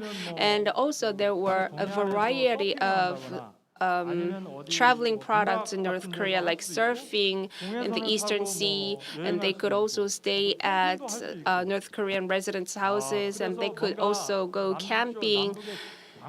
So once the travel market opens to inter-Korea, and there will be lots of opportunities, that's what I thought. And one another thing that they recognized from North Korea was that, well, it is something different from South and North Korea's. Well, you saw from the video that these 5 entertainers went to watch the mass game, and they interviewed North Korean people there. But they said that they got overwhelmed by the spectacular scale of the mass game. Well, actually, I removed many interviews from those scenes because it was kind of against the emotions of South Korean people. Well, from the perspectives of foreigners, it was quite different, and it was quite valuable because they have different views and lenses to see North Koreans than South Koreans. So in 2020, we had a plan going one step further to film wildflowers in Baekdu Mountain or camping in Gema Plateau, but we got the permission from North Korea, but as you know, with the COVID-19, we stopped all plannings, and no South Korean, no North Korean could exchange. So what should we do as people in the industry of broadcasting and communications? And I was thinking about that, and I had talks with the social companies, and one of the companies has shared that there will be a concours or a competition between young generations of South and North Korea, and I thought that this might be a new type of opportunity for the inter-Korean exchange. When South Korean young people are not much interested in North Korea, but if we put a lens of business to North Korea, that could be a good chance for South Korean young generations to study more about North Korea. And as you see here, according to this news article, 25% of the respondents of South Korean students said that they are willing to go to visit North Korea if they could find a job there. So North Korean or South Korean young generations would have a different view on the reunification. That's what I thought. And also, there's Joseon Exchange in Singapore. There are lots of startup forming activities in relation with North Korea. And whenever I meet some people who work actively in North Korea, all of them say that North Korea wants more investment than humanitarian aid. So if we could launch a kind of youth startup competition for 2030, and if North Korean students could join this competition as participants, and we could make a kind of community or communionship between young generations of South and North.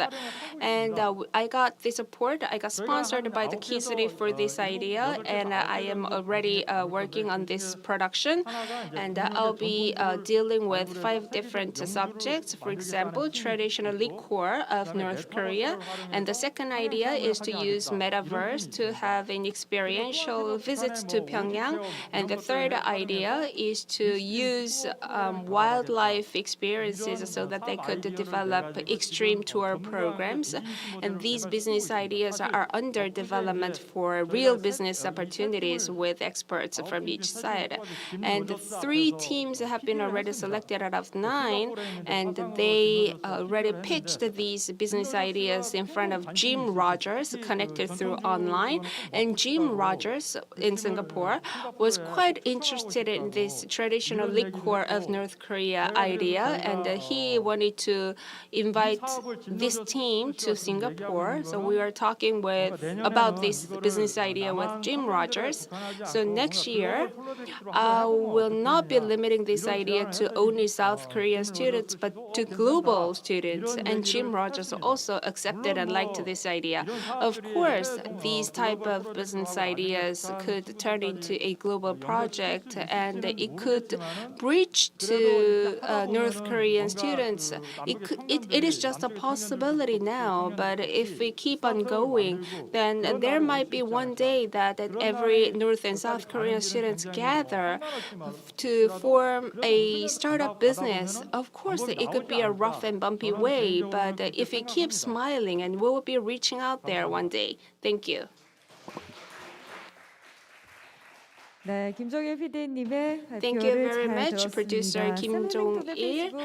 Sam Hamilton's Facebook, Facebook, the behind story of the production was quite interesting and fun to hear. 남북 교류 협력을 위해서 방송 For the exchange of inter-Koreas, our people in broadcasting and communications have been working really hard. Thank you very much for your effort. 두 번째는요, 경주문화재단. Now let us move on to the second presentation, which will be made by Mr. Oh Gi-hyun, who is the CEO of Gyeongju Foundation for Arts and Culture. He will talk about the change of broadcasting technology in North Korea, focusing on the case of Korean Central Television TV. Please welcome him with a big hand.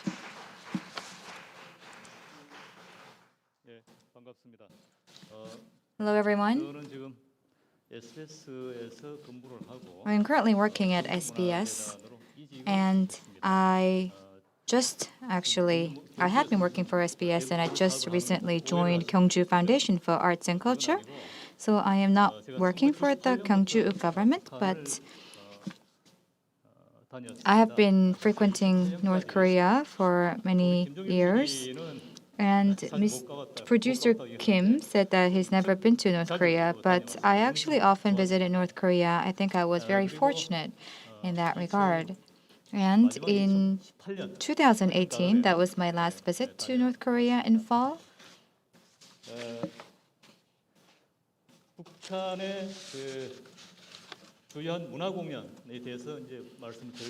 I'm going to talk about the cultural performance in North Korea. So they are usually broadcast by Korean Central Television TV. So the public broadcasting on television change means Korean Central Television's change. So on the 1st of January, in the Kim Il-sung Square, there is a New Year celebration performance. In 2019, 20, and 21, for 3 years, the celebration performance took place. And I would like to first give you a brief video highlight of these performances. 주치 108 2019년 새해를 맞으며 김일성 광장에서 진행되는 2019년 설맞이 축하 무대를 실황 중계해 드리겠습니다. 스피커 멘트 끝나고 소리가 11시 30분을 알리는 소식입니다. 광장인데 75,000 제곱미터, 우리 평수가 한 23,000평 되고요. 10만 명 정도 관람을 한 것으로 계산이 됩니다. 무대가 저 뒤에 거울이 아니고 무대를 이제 관통을 시킨 겁니다. 그래서 뒤에도 무대가 있고 주무대 앞에도 또 무대가 있고, 이날 영하 11도 정도였는데 이렇게 옷 한복을 입고 구경하신 것 같습니다. 굉장히 추운 날씨였습니다. 여기는 굉장히 뜨거웠고, 저기 뒤 건물이 아마 조선중앙역사박물관입니다. 그 옥상에서 이렇게 조명을 쏩니다.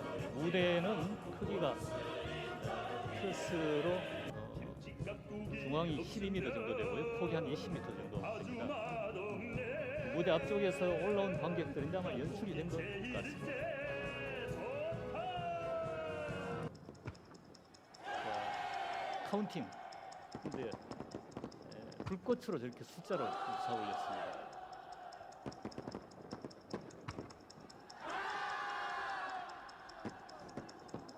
이제 종소리가 0, 0 하면 종소리가 들리는데 그리고 이게 무슨 종소리입니까? 교회종인 걸가 해서 제가 이렇게 교회종을 들어보니까 교회종 소리는 또 아니더라고요. 가장 유사한 게 전통악기 편종 있지 않습니까? 편종 소리. 불꽃이 한 10분 정도 이렇게 발사가 되고 북한에서는 축포 발사라고 표현을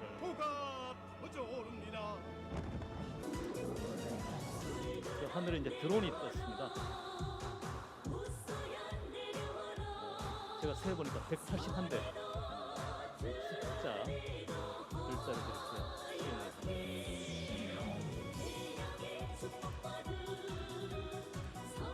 북한의 주요한 가수들이 망라에서 출연했습니다.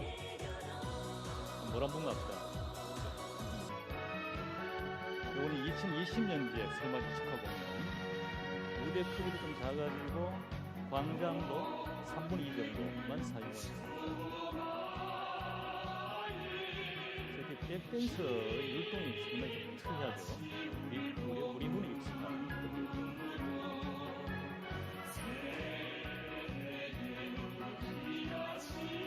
순간적으로 가요 무대를 보는 거 아닌가 그런 생각이 들었습니다. 관객들도 움직임이 굉장히 자유스럽고요. 요거는 이제 2011년 올해 설맞이 축하 공연인데 코로나 청정지역이라고 북한에서 이야기를 하죠. 그런데 아무래도 그 영향이 있는 것 같습니다. 그래서 무대가 3분의 1로 줄어들었고 광장이 뒤에 이제 그 승리거리라고 김수 광장인 도로에 차가 다니도록 했습니다. 그러니까 그만큼 줄어든 거죠. 이거는 이제 평양종 타종이라고 합니다. 물론 이제 녹음한 것이고 평양종을 북한에서도 에밀레종이라고도 부른답니다. 제가 이유를 정확히 모르겠습니다. 세 번 타종을 이렇게 하고요.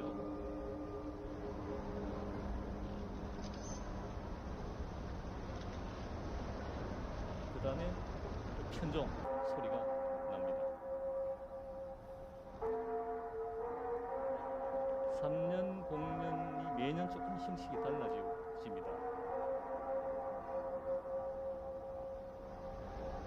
그리고 올해는 국기 개양식을 진행했습니다. 그때 영하 14도의 바람이 아주 세게 불었는데 그래도 많은 관객들이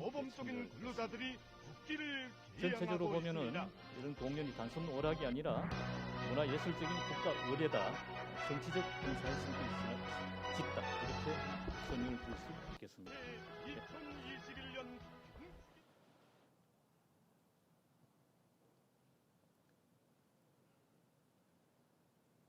예. 2019년부터 보시다시피 매년 1월 1일 0시에 김일성 광장에서 설맞이 축하 공연이 진행이 됩니다. 날씨가 영하 11도, 13도, 14도 이렇게 갔습니다. 그렇지만은 이런 북한의 신년 행사는 오랫동안 쌓인 문화적 기억이다고 평가가 되고요. 김일성 시대부터 시작됐다고 합니다. 세맞이 행사가. 그런데 2019년부터 광장으로 진출을 했습니다. 현장에 참석한 수만 명의 관객 그리고 전국의 TV 시청자들이 지켜보는 가운데 국제 제재 속에서 우리는 자력으로 일궈낸 경제 성과가 있다 이렇게 자부를 하고 우리 부강한 사회주의 강국 건설을 반드시 실현할 수 있다는 자신감을 표현한 것이라고 생각이 됩니다. 그리고 북한의 전통적인 음악 정치의 전통을 보여주고 권력의 신성 불가침성을 문화예술적 의례를 통해서 과시한다는 극장 국가의 개념과 연결이 된다고 하겠습니다. 2019년 설맞이 축하 무대 집중적으로 분석을 해보겠습니다. 방송 시간은 1시간 11분 50초 조금 넘고요. 1부 공연이 있고 12시에 타종과 축포 발사가 있고 2부 공연이 이어집니다. 방송 형식은 북한에서는 생방송을 공연 실황 중계라고 합니다. 장소는 아까 말씀드렸듯이 김일성 광장인데 전체가 7만 5천 제곱미터, 우리 평수로 한 2만 3천 평 정도 됩니다. 출연진은 모란봉 악단을 비롯해서 북한의 유명한 가수들, 악단이 거의 망라되어 있습니다. 관객 수는 우리 왜 경찰들이 시위대 계산할 때 나오는 그 페르미 에스티메이트가 있습니다. 거기에 앉으면 9명 평당, 앉으면 5명, 서면 9명입니다. 그렇게 계산해 보니까 10만 명이 훨씬 넘는 인원이 참가를 했습니다. 그리고 모두 42곡의 노래가 불려집니다. 우리 KBS 가요 무대가 1시간짜리 방송인데 18곡이 공연이 됩니다. 근데 42곡이니까 굉장히 많은 수죠. 어떻게 그렇게 타이트하게 실수 없이 진행이 될까? 자세히 보니까 다 사전 녹음이 된 겁니다. 그러니까 우리 방송 용어로 AR이라고 하는데 전체적으로 다 녹음을 하고 사실은 그 립싱크입니다. 올라와서 가수들이 노래 부르는 것. 단 하나 중간에 아나운서 멘트가 있습니다. 설명하는 그것만 생방송으로 진행이 되고요. 나머지는 다 녹음이 돼 있습니다.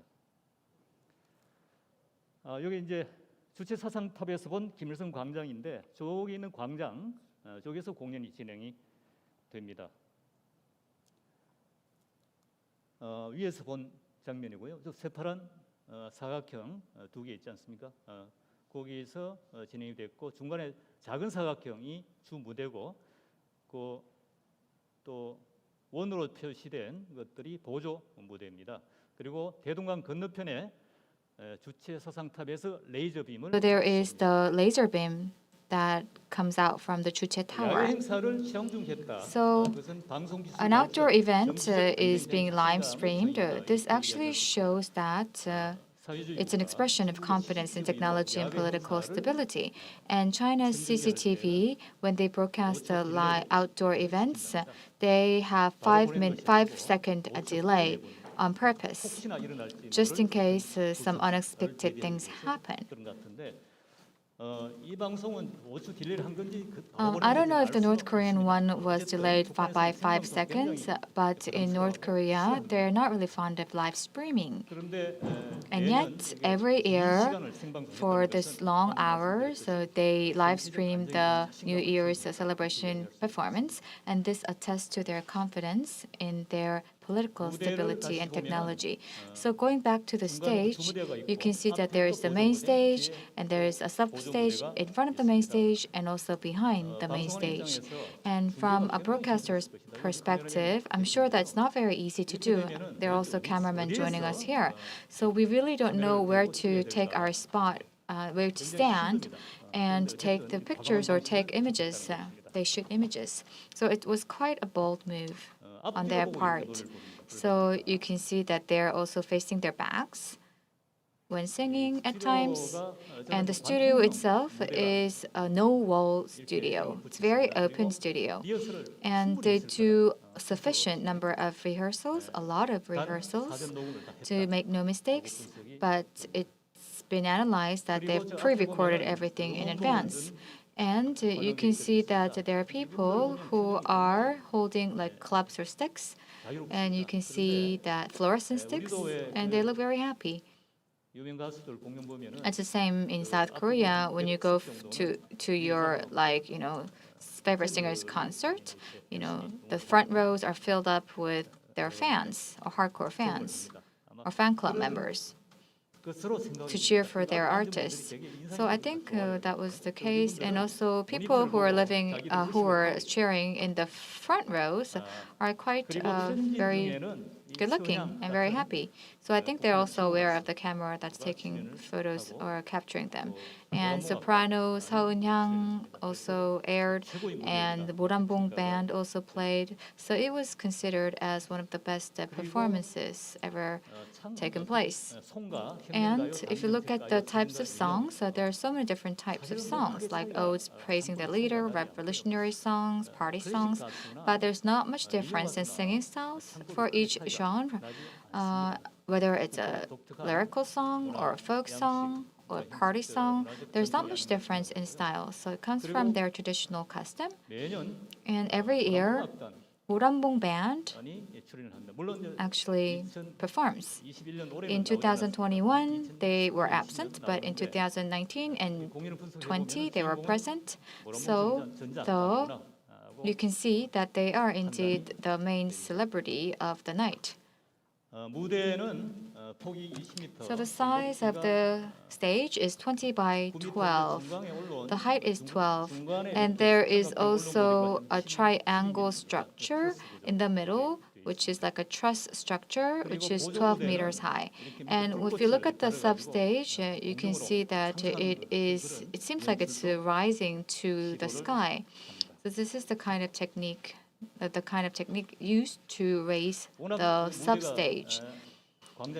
So the square itself is very vast, and also the stage. So on the other hand, or across the stage, there is the Juche Tower that is shedding light or laser beams on the square. And on the left and the right, there are also lights coming. So on the right, there is the State Historical Museum, and on the right, there is the Arts Museum. So there are spotlights coming from these museums. And as you've seen, the countdown is in fireworks, and the actual fireworks starts, and it lasts for 10 minutes, but I'm sure that was quite costly. Very fancy firework. You can also see a heart-shaped firework. And in North Korean, we say 심장 형탄, which means heart-shaped fireworks. And they also use headset microphones. But everything is actually pre-recorded, so this is just for the show. And this is the instrument, 편정, that was making the sound that you heard on the video. This is what I assume. And there's also a drone performance. A lot of shapes and forms made by the drones. And in the middle, I think that it's a drone bird. So drone in the shape of a bird. And this is the message of Kim Jong-un during his New Year's speech.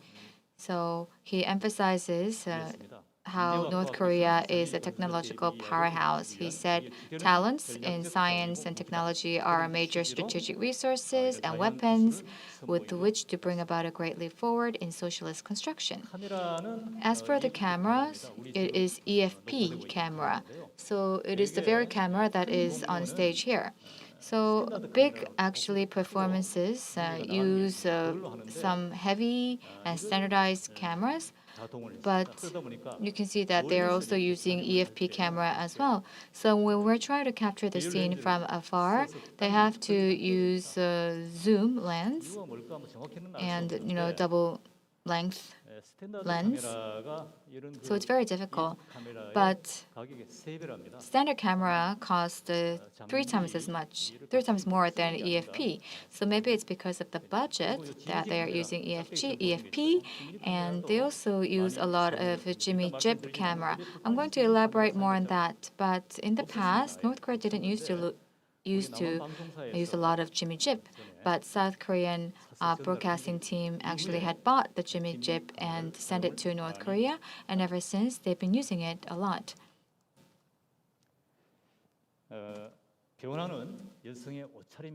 You can also see the changes that start. We say that the changes start from women's clothes or apparel. So if you look at the outfit of the people, you can see you can guess the social ambience. So you can see the female performance they are not wearing pants. They are always wearing formal skirts. 남성 출연자는 As for male performers, they're wearing ties with suits, 그리고 every one of them. 모란봉 And 악단은 as for the Morangbong band, they wear military uniform. 그리고 북한이 아무래도 중국이나 And of course, North Korea is very close or very influenced by Russia and China. So there are also performers wearing Russian-style apparel. Let's look at the hairstyle. We did some analysis, and I don't know the exact terminology that they use, but I asked some expert here in Korea. So this hairstyle is called volume roll dry. So it's something that was quite popular in the 1990s in South Korea. 스타일입니다. 거의 대부분 출연자들이 And most of the performers had this type of hairstyle. In 2013, Kang Jung-hee from a Moranbong band, is it Kang Jung-hee or Kang Young-hee? 이런 쇼카트로 아주 So you can see that she had a very short hair, so that was quite sensational. And ever since, we actually saw a lot of performance with very short cut, but this year there was none. Almost everybody had the volume roll style. And as for men, they have a barikang cut. So I thought barikang was from Japan or Japanese word. Anyways, they have the barikang cut. So they emphasize unity rather than individuality and neatness over naturalness. And as for makeup, it's very glossy and heavy. So you can see that their makeup is much heavier than in South Korea. Does it seem like that? 그리고 이렇게 입술 And if you look at their eyes and lips and cheek makeup, they're usually in the same color. So let's look at the audience etiquette in North Korea. So it's very disciplined. You have to show disciplined attitude, and you should not actually clap in the middle of the performance. You have to clap at the end of the performance, and you cannot shout out or chant or cheer during the performance for your artist. So that is the typical way of being an audience in North Korean show. But on this day, in North Korean terms, we could see a lot of liberalist attitude or progressive attitude. So people, children on the shoulder of their parents, some foreigners and international tourists. There were people who were throwing balloons, and we could also spot Hello Kitty balloons. So you can say that there is a destandardization of audiences' outfit in North Korea. And in 2020, during the New Year celebration show, the size was dwindled by 2/3. The running time got longer, but the size got smaller. Compared to the previous ones, you can see clearly that the size has become smaller, the scale has become smaller. So it was only took place in this spot of Kim Il-sung Square. One interesting thing to note is that there were back dancers dancing behind the performers. The scale of the stage came down, and there was an interesting fact that was the runway that was installed. So runway was installed through the audience crowd, and this type of style was not existent in North Korea. So usually in North Korea, all the stages are very rectangular, and there is a clear separation or division between the audience and the performance physically, but this type of runway stage was something that was very unique to this year. And during the 2020 last year, in 2020, there were not many children among the audience, but there were some children's songs that were sung. And in 2021, there was another New Year celebration show, but the scale got smaller, the running time was shortened, and the cast 톱 가수들은 did not include like famous bands like Morangbong Band. And it was only held in this very limited venue.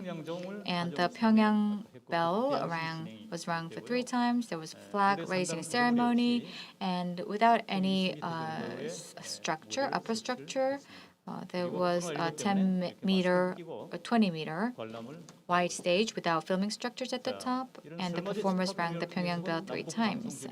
So I would like to now talk about the impact of such performance on the inter-Korean exchange. One interesting thing to note is that they try to break away from the stage based on stereotypes of a typical concert stage. So usually, actually, North Korea preferred like concert types of venues.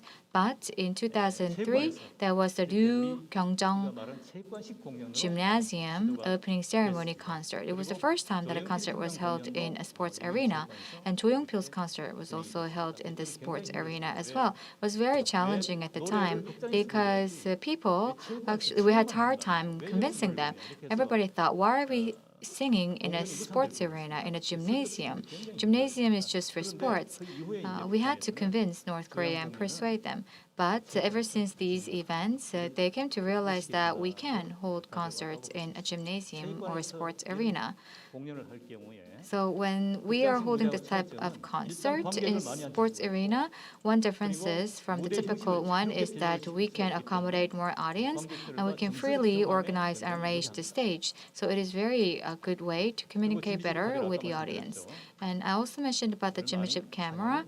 You can see that it's used a lot in North Korea, more and more.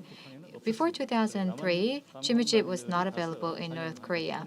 But after South Koreans went to North Korea and to use Jimmy-chip, we also sent some to North Korea, and ever since its use has been expanded. And usually in North Korea, they never actually threw confetti. But nowadays, it's in much use, like as you can see on the screen. And headset microphone is also used. And Shinha, Korean male group, idol group, went to North Korea in 2003, and they used the headset microphone. And drone show. So during the Pyeongchang Winter Olympics, 1,218 drones were used for the opening ceremony. It was on World Guinness Record, and ever since, North Korea is also using it. So I believe that these type of things were possible because of motivation. So I think that this type of cultural interactions through motivation are possible.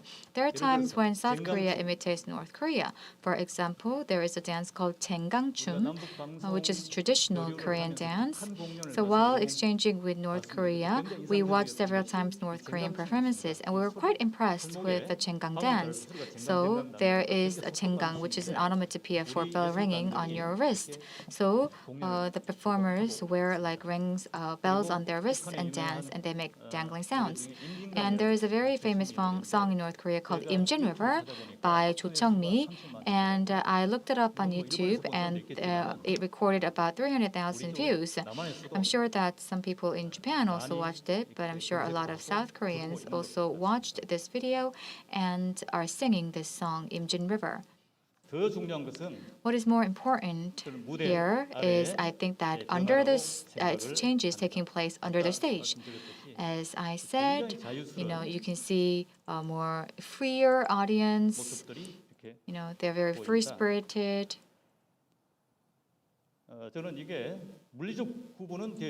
Of course, they're physically separated from the stage. I think that there's been an emergence of horizontal relationship between the audience and the performance. So it is not the audience today has experienced that they will not just obey what's happening on stage. They have the will to express themselves below the stage, and I think that this means there is a historical change taking place in this revolutionary square. So this is something that we should not forget. 이런 장면들이 북한 TV에 So I think that the fact that we saw this type of images or this kind of images on North Korean TV is quite surprising because North Korean people don't like the word liberalist. They don't like people who are free. But as you can see on this image, people are very free-spirited, free-minded, and so you can see that there are lots of changes. For example, they allow freedom of expression and movement for the audience, and there's also cheers and shouts, and there's a horizontal relationship above and below the stage. And another important aspect is 장마당 economy. You can see that a lot of people who participated and attended the performance were at individual level. They were not actually a group of organizations or members of organizations or state agencies that actually attended the performance, but it was individuals, individual families who came to enjoy. So you can see that there was a shift in decision making to watch the show or not. So our theme for today's conference is Sustainable Inter-Korean Broadcasting, Communications and Exchange and Cooperation. North Korea still remains in the realm of analog. However, I believe that if we approach them in a digital manner or with digital technologies, I think that we'll be able to help them transcend the realm of analog and transition to digitalization. So in 2022, there's going to be another New Year celebration ceremony. So how would that be? I think that we need to have continued interest in what's going to unfold next year. Thank you very much. Yes, thank you very much, Mr. Oh, for your very interesting presentation. So we were able to witness at hand the changes taking place in the broadcasting technology and also in the TV. So I was very much interested in the change of styles in different areas. Now, in 2022, the New Year celebration will take place, and we will be very much looking forward to it. Now, this leaves us with a last round discussion. We're going to have a short break and resume with the round discussion. Thank you.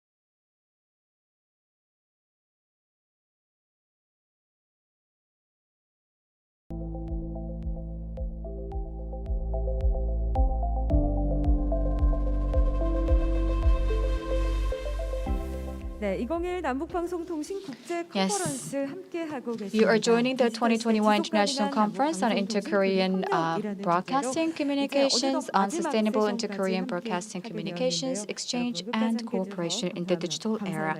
Now we will be holding the last session, which is round discussion. So for every session, we lacked a lot of time because we had a lot of topics to cover.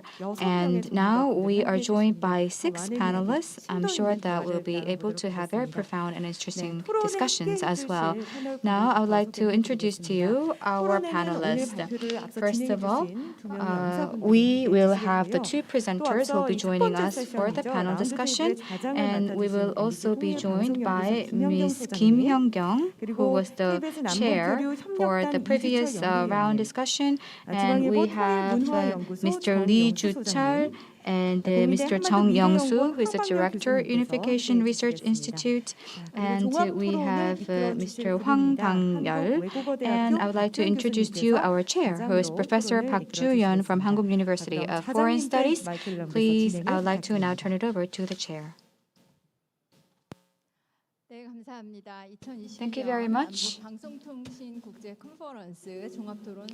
We will begin the round discussion for the 2021 International Conference on Inter-Korean Broadcasting and Communications. Our MC briefly explained or introduced our panelists, but I would like to introduce them once again before we begin. As introduced, I am the chair and I am from Hankuk University of Foreign Studies, Park Ju-yeon.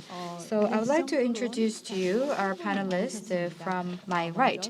First of all, we have Chung Young-soo, Director of Unification Research Institute, and Mr. Hwang Bang-yeol, who is a collaboration professor from Future Korea Institute of Kookmin University. And thirdly, we have Mr. Lee Ju-chul, Research Fellow from Inter-Korea Broadcast Corporation at KBS. From the session 1 to session 2, we heard with great interest a lot of interesting discussions and panel discussions. So I am also joined by Ms. Kim Hyung-kyung, Managing Director of Unification Broadcasting Research Center at MBS, as well as Mr. Oh Gi-hyun, CEO of Kyungju Foundation for Arts and Culture, as well as Kim Jong-il, Senior Producer at Inter-Korea Broadcast Corporation at SBS.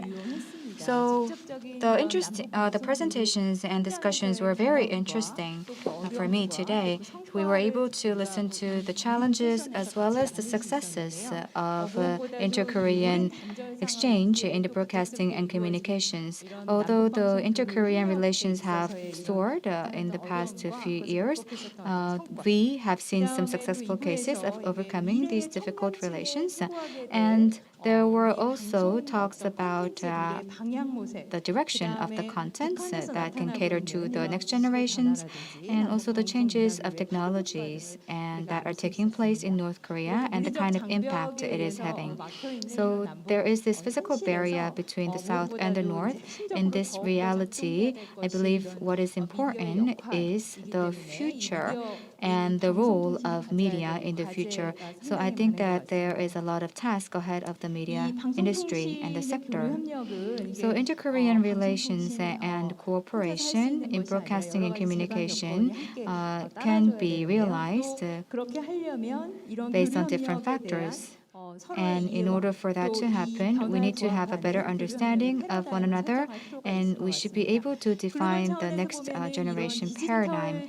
And as you can see, there are changing dynamics in the digital era, and this is having a lot of impact on our policies as well.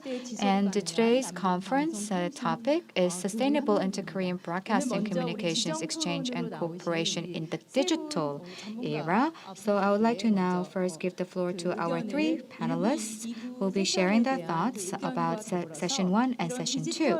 And you can also share with us how the digital environment is taking place in North Korea or taking hold in North Korea.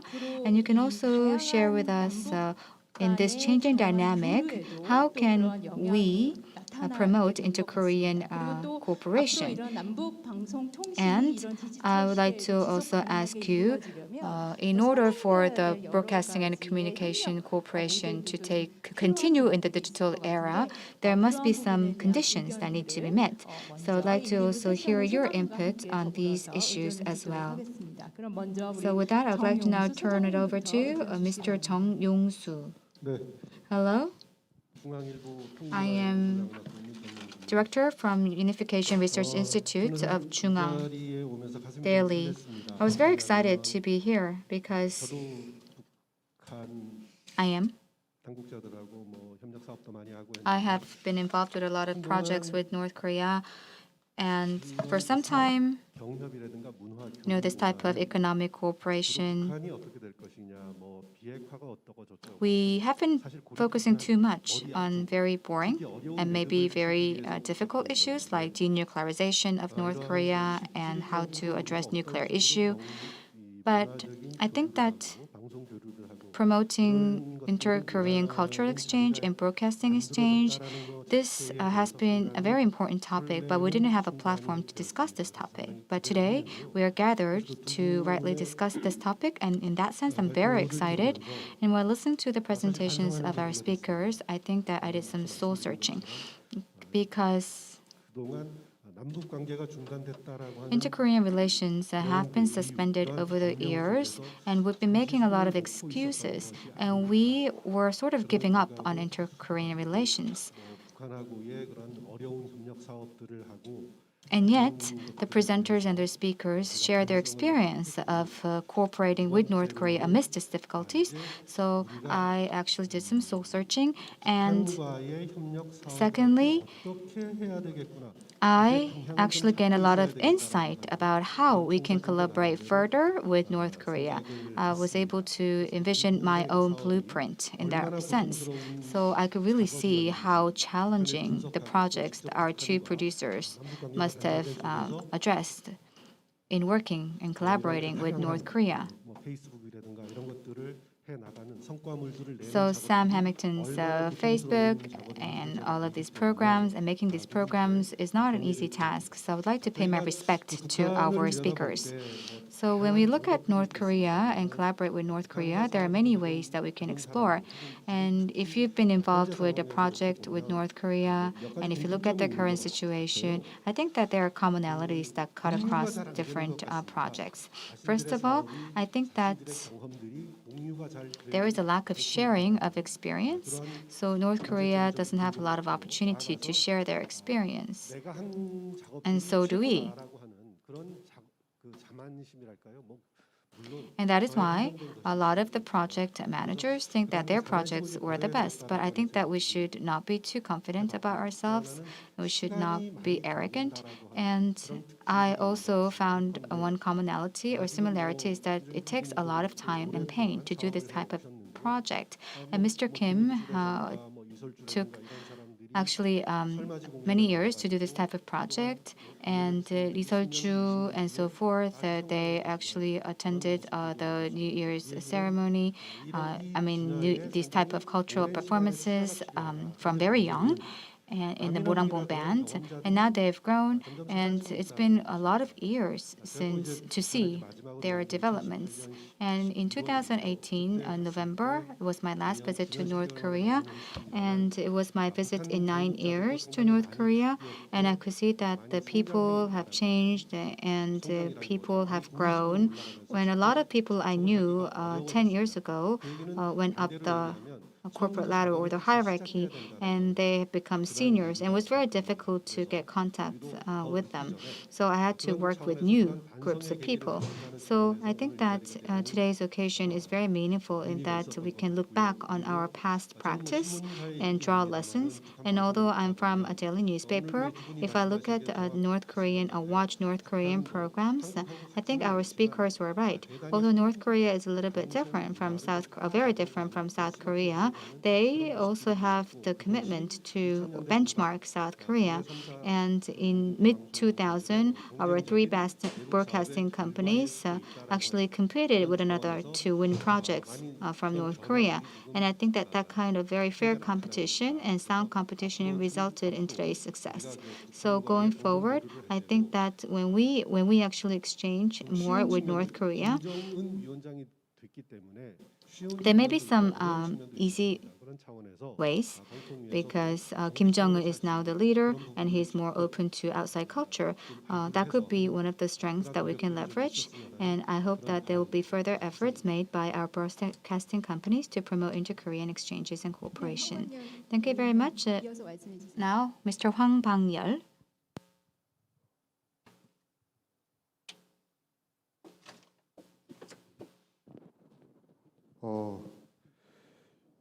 이게 오늘 같은 자리 Well, 지금 남북 관계 상황에서 오늘 같은 자리가 under the current inter-Korean relationship, 것만으로도 상당히 the fact that we're holding this kind of occasion 굉장히 means 뜻깊은 자리다 이런 정도 이런 a lot 생각을 to 가지고 me 왔습니다. already. 와서 이제 That's 발제하는 how 데 I 들으면서 feel on the way here. 이 김종일 SBS PD 같은 경우는 이제 And 작년까지 서울시에서 남북협력 추진단장으로 until last year, 남북협력 업무를 하고 I 있었는데 worked for Seoul Metropolitan Government as the Center Director for Inter-Korean Cooperation, and senior producer Kim Jong-il has just pitched on his program, Sam Hamilton's Facebook, and I had several meetings with him back then. And I felt quite pleased to see him still working on the same idea. Well, you may have seen it quite simply, I mean, the pitch of senior producer Kim Jong-il, but I truly understand how much effort was made on the backside of this production process. So I really appreciate it. And of course, the efforts made by SBS Production. Thank you. And as you all know, the inter-Korean relationship is going through difficulties these days. When I was working for Seoul Metropolitan Government, just right after the rupture of Inter-Korean Summit in Hanoi, the North Korean-U.S. Summit in Hanoi, I also had to make detours through Vladivostok of Russia to reach out to North Korea. And hearing from difficulties experienced by other speakers, I reminded of some memories. We had a competition organized in 2015 with Managing Director Kim Hyun-kyung, accommodating 5 different countries, including Russia and Korea, 2 Koreas. And we had, of course, gone through many difficulties, and North Korean people were quite sensitive to everything because they came there despite the bad relationships between 2 Koreas. And we had to face many obstacles and struggles on site, but we managed it in the end. Every process was a difficult one, but within a big picture, works got solved out eventually. And I had the same experience in 2015 in reporting about separated families of 2 Koreas. And all laptops were screened by the North Korean government, and we were quite against that idea.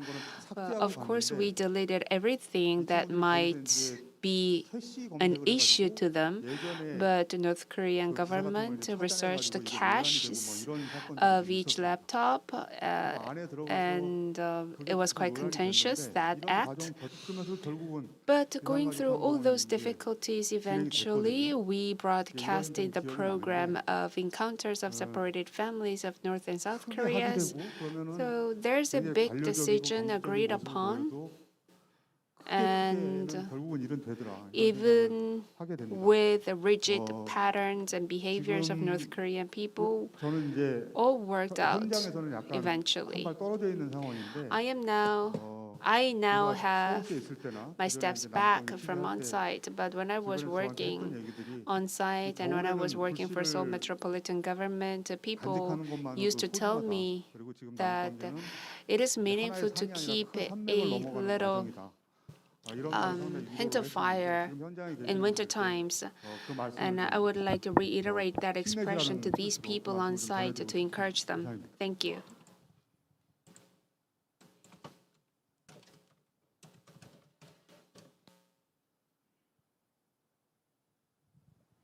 네, 이주철 위원님께도 동일한 질문 드리고 Well, I would 싶은데 like to ask the same question to research fellow Lee Ju-chul.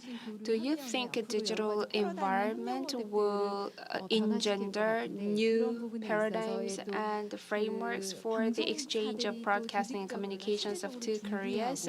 In that regard, we have to be systematic and organized to that day, and because the exchanges and cooperations of broadcasting and communications will not be a one-time event, that should be continuous and sustainable. What kind of preparations do you think we have to have? 이게 그 오기현 PD님께서 북한에 가셔서 공연이라든가 our producers have made the different programs and planned the different programs in North Korea. And all those comments and presentations were quite helpful to me. Well, I personally think that all of these are somewhat related to state of the chief Kim Jong-il. And before, the difficulties were related mainly to the lack of financial resources, and as Mr. Kim Jong-un is aware of the current situation of the overseas broadcasting industries, and he may have recognized the difference of the quality between the overseas production and the North Korean production as a spectator. Well, that's what I assume from Mr. Kim Jong-un. And to solve that issue, Kim Jong-un may have given much permission to the working level people on site in the area of broadcasting and communications, and we were given in such regard chances to exchanges and cooperations, and we have reached out to a certain level of cooperation, I assume. Well, let me give you some experiences of KBS. In the beginning of 2000, we jointly produced a program called Six Martyred Ministers with North Korea, but nothing was in readiness by them, so we had to brought up many new equipment and facilities from South Korea, and that's our experience. And that kind of exchange contributed to the advancement of qualitative production and programs of North Korean broadcasting industry, I guess. And North Korea, and with its Korean Central Television or broadcasting centers, requested many things from South Korea. That broadcasting station is in charge of propaganda of North Korean regime, not only to South Korea but to overseas countries. That's their main mission and purpose. But technically and technologically, they are quite weak, and they have a high demand and desire to solve that, the lack of technicality, and South Korea has contributed to that part quite much. The meaning of exchanges and cooperations of broadcasting and communication can be interpreted in many ways, but I personally focus on the changes that could brought into the North Korean regime and society, in particular to the mindset changes of North Korean people and North Korean elite officials, like sending South Korean performers to North Korea could significantly impact North Korean people. When Korean Central Broadcasting Center broadcasted North Korean performances, well, this couldn't even happen. This cannot even happen now. So with the Inter-Korean Summit, when North Korean performers came down to South Korea, we were able to watch their performance through KBS. But when North Korean people, when they have a visit of South Korean performers to North Korea, they cannot watch the performance through their television network. So despite the technological advancement of Korean Central Broadcasting Center, but practically the regime control system didn't change at all. I would say that they are taking back steps constantly. That's what I felt from the regime of North Korea now. So, how shall we see the technological advancement of North Korea? And we are told that even in North Korea there are YouTubers, but unlike a Korean Central Broadcasting Center, North Korean YouTubers are quite natural, and they highlight the importance of those things, saying that the North Korean regime is changing. However, looking at the change of North Korea in a positive way and judging it in a friendly way is one thing, but maintaining an objective view is another thing. When we enter the modern age, we always heard the East and the West, which means that the technology of the East and freedom of the West. Well, North Korea applies the regime and the ideology, and they force it to control people, but technologically, they are not able to use the latest technology because of the lack of financial means. But when the financial means would allow, they would love to accept technologies. So allowing technologies in North Korea, how much creatives and how much creative people would be engendered and produced in North Korea should be a question that we need to objectively find an answer for. Thank you very much. 네, 감사합니다. Thank you. 오늘 또 1부와 2부에서 우리 발표를 Yes, so we would like to now hear from our speakers who spoke for session 1 and 2. And, their presentations were very interesting for the participants. And the Inter-Korean Broadcasting and Communications, actually, broadcasting and communications are very much impacted by the inter-Korean relations. So I believe that the two Koreas' relations have impacted a lot in their cooperative projects. So even in broadcasting and communication, in order to further develop our cooperation, what kind of efforts are needed? What kind of organizations and mechanisms are required? Or are these mechanisms already in place? Maybe that can be something that you can talk about.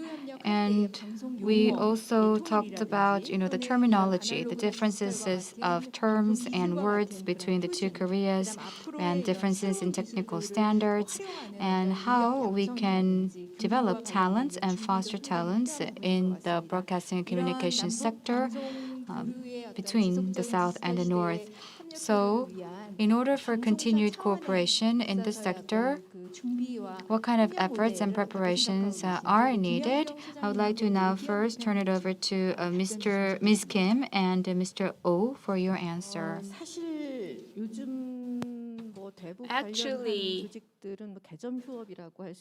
we can say that the organizations and institutions related to North Korea are idle these days. Our institution also had changed its title because we do not have much work to do. That's a change since the Hanoi rupture. So these days we are just working on material sharing internally and researching. But despite of all this situation, basically the social responsibility of broadcasting and communications and the contribution that they have to make for peace and prosperity of the Korean Peninsula and the public purpose for the reunification of the peninsula, I think the institution like us should exist. And fortunately, MBC keeps our center in that regard. Well, technologically, it should be digital. And comparing to the 20 years before, the North Korean regime has changed its leader from Kim Jong-il to Kim Jong-un. So politically and technologically, in many ways, they must have experienced the changes and the needed equipment that they would need in the digital era is that, as senior producer Kim Jong-il has commented, and Sam Hamilton's Facebook is a sad but successful planning. Well, because during those days where we had a direct relationship between two Koreas, South Korean people were not allowed to come into North Korea. So as an alternative solution, we searched for Korean Americans, but it was also rejected. That idea was also rejected. And like that, we had a find substitute who was Mr. Jung-gu, a journalist residing in overseas countries, and he hired crews from North Korea in person to produce a program. But in case of Sam Hamilton's Facebook program, and everything was blocked. Well, we too searched for every possible people who could come to North Korea, but all those people were rejected. But finally, we opted for the option of YouTuber and foreign entertainers living in South Korea. But on site, they had produced and kept every vivid expressions and episodes from that. Well, before, actors and entertainers were just reading the scripts, but these days, all people are YouTubers and all people are entertainers, and thanks to that trend, it was possible for us to plan a program for foreigners who would like to visit North Korea.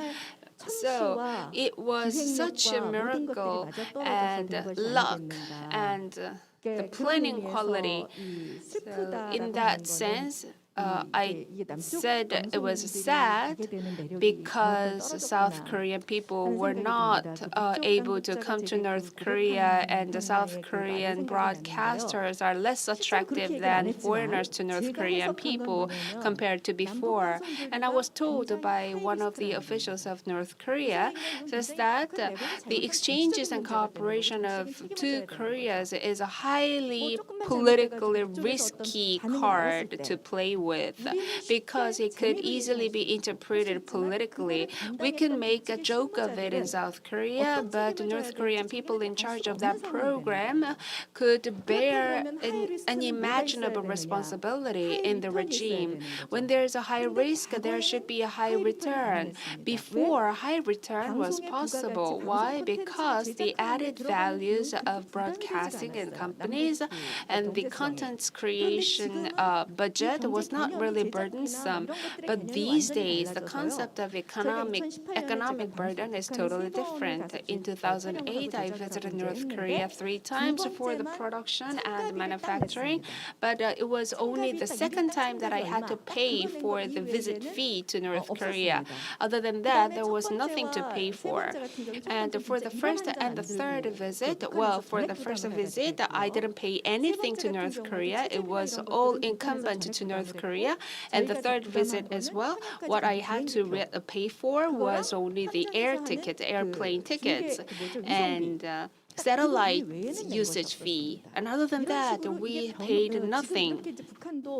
So North Korea is changing with the economic sanctions and COVID-19, and someone has told that the humanitarian aid is not any longer wanted by North Korea. So we can't say, we can't talk about the financial exchange to North Korea. So the previous experience is something we need to refer to.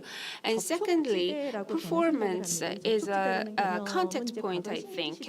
Well, this contact point means, contact area means that one culture meets another culture, and that's what we call it as a contact zone. And in 2006, the performance of Yoon Do-hyun was broadcasted lively. It was such an unexpected experience, and it was thanks to the decision made by the highest supreme of North Korean regime. So all relevant people from South and North Korea were quite in tension. And Yoon Do-hyun band is a rock band, and he has a long hair. He dyed his hair in black again, but it was a very hot day, and he took off the shirt, and one of the North Korean official approached me to tell me that is he going to perform like that without the shirt on? So I was quite complicated by this fact. So I asked Yoon Do-hyun if he was going to perform like that, and he said that no way, and he got dressed up quite properly. And seeing him on the stage live, everybody was relaxed. And during that moment, when there was Arirang Rock performed, and everybody there was enjoying and seeing that scene. Well, before that, Zexcase and Pinkle, for the first performance in North Korea, they didn't even dance. But with the accumulated experiences of those concerts, and like that, we got a lot more freer. And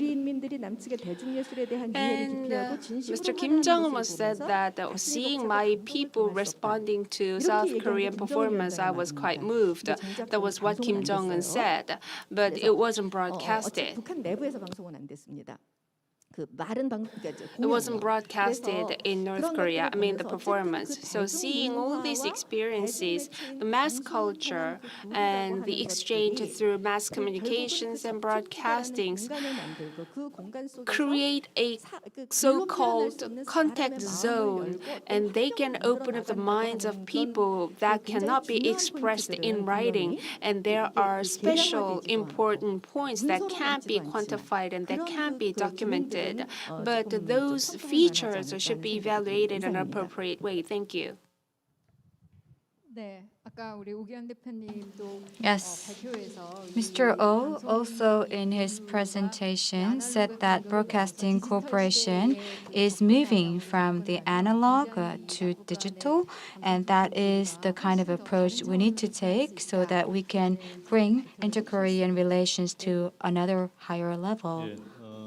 저는 사실 현재 방송에서 나와서 지방에서 문화사업을 하고 있습니다. So I'm actually involved with cultural projects in local region. So regarding the broadcasting sector, I think that Ms. Kim or Mr. Kim can elaborate more on that. I would just like to share my impressions with you. Actually, the local government these days, or local districts, or local autonomous bodies are setting up institutions under the name of promoting inter-Korean cultural exchange. So there was a boom that happened. And when I talk with people, about this. In the past, especially in the countryside or in local regions, there was a lack of understanding about North Korea. People actually were very antagonistic towards North Korean ideology. But what is the situation now?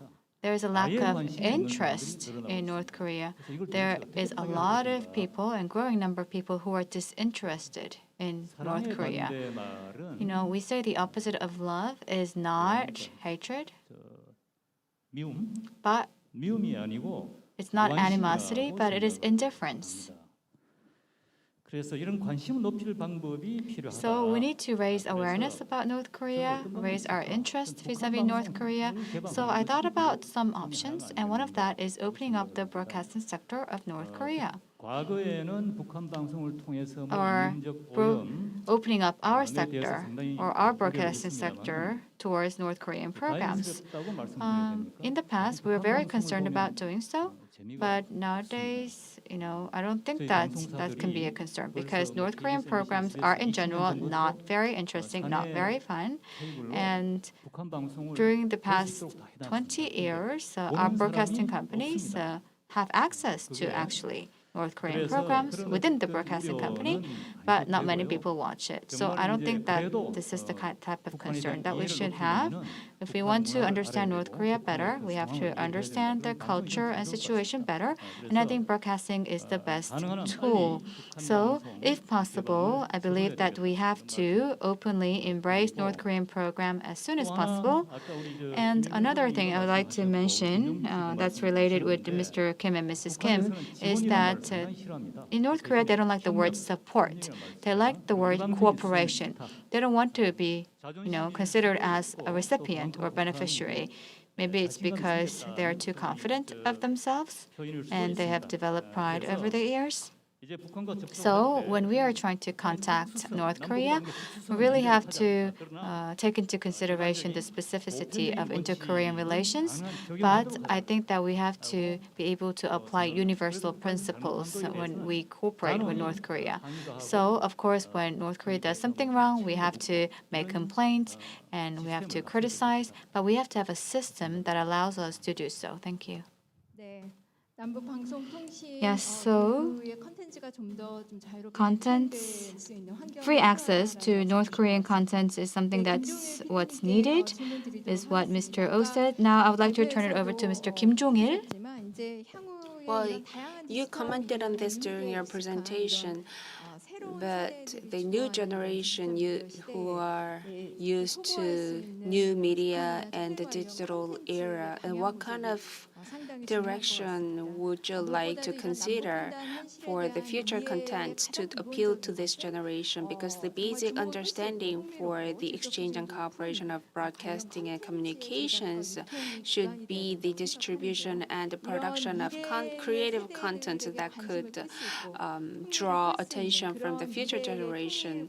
What kind of future North Korea and the reunification related content and its production and in its planning should be, and what kind of area will be the most needed in terms of support? Well,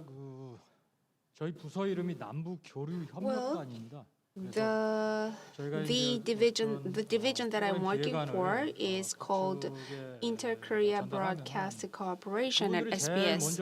When I propose a cooperation idea with North Korea, the first question they ask us is that when you film this, what kind of benefits will you provide with us? So what I feel from that question is that even if we call something an exchange, but they approach the cultural exchange as an economic opportunity, so we need to pace up with them. That's what I think. And And what's also important is that the provision rate of digital devices in North Korea is quite high, including tablet, and VR is also used for classrooms, and remote learning is quite present, and digital education, computer science, and computer engineering. They foster lots of talent from those areas. We do not know them well, but Netflix in Korea is quite in fad, and the broadcasting companies are making their own OTT. But North Korea already also owns its own OTT using their own internal network. So in that regard,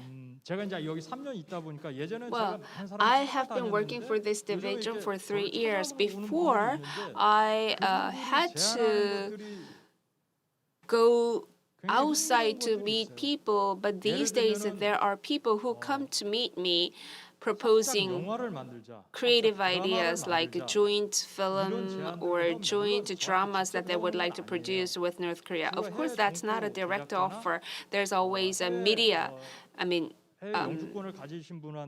the people that working as middlemen living in overseas countries who propose to produce joint dramas or joint films without any propaganda for North Korean regime. And these days, I receive these type of offers a lot often.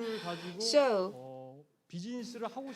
those people seem to want to have business opportunities using North Korea.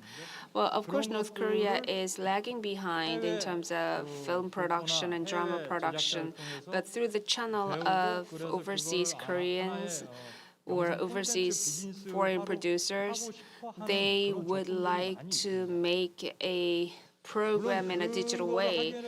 Of course, to make that happen, I am certain that there should be lots of obstacles to overcome. But if we further our thoughts a bit more, then there should be a solution.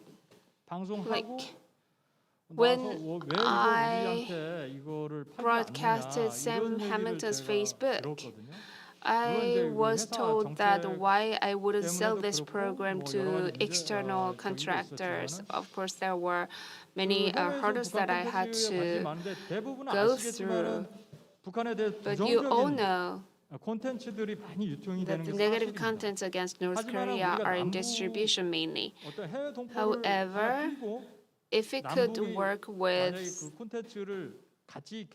a Korean living in outside of Korea, and if it could, of course, this is a difficult task and this should be a long-term project, but if we could, with that kind of people, produce a joint program about North Korea as an exchange, well, if you want to go into North Korea directly, then they would request lots of money.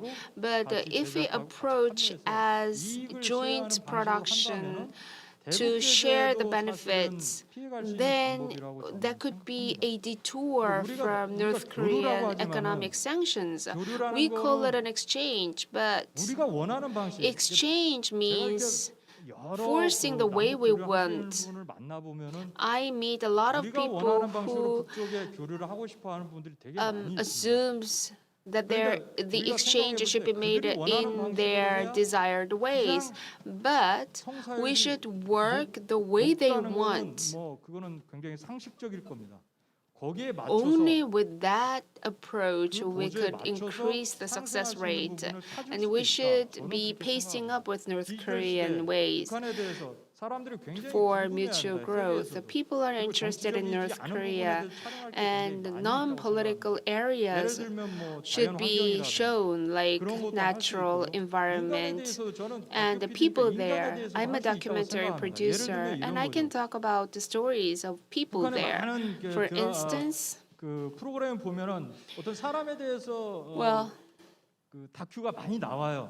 There are many documentary programs about North Korean people, but documentary films distributed in North Korean market is about quoting the comments of the high supremacy of North Korean regime so that they can solve out all conflicts. But by removing that, well, the dedications. I mean, I'm not talking about ideology, but a person within an organization, because the motto of North Korea is one for all and all for one.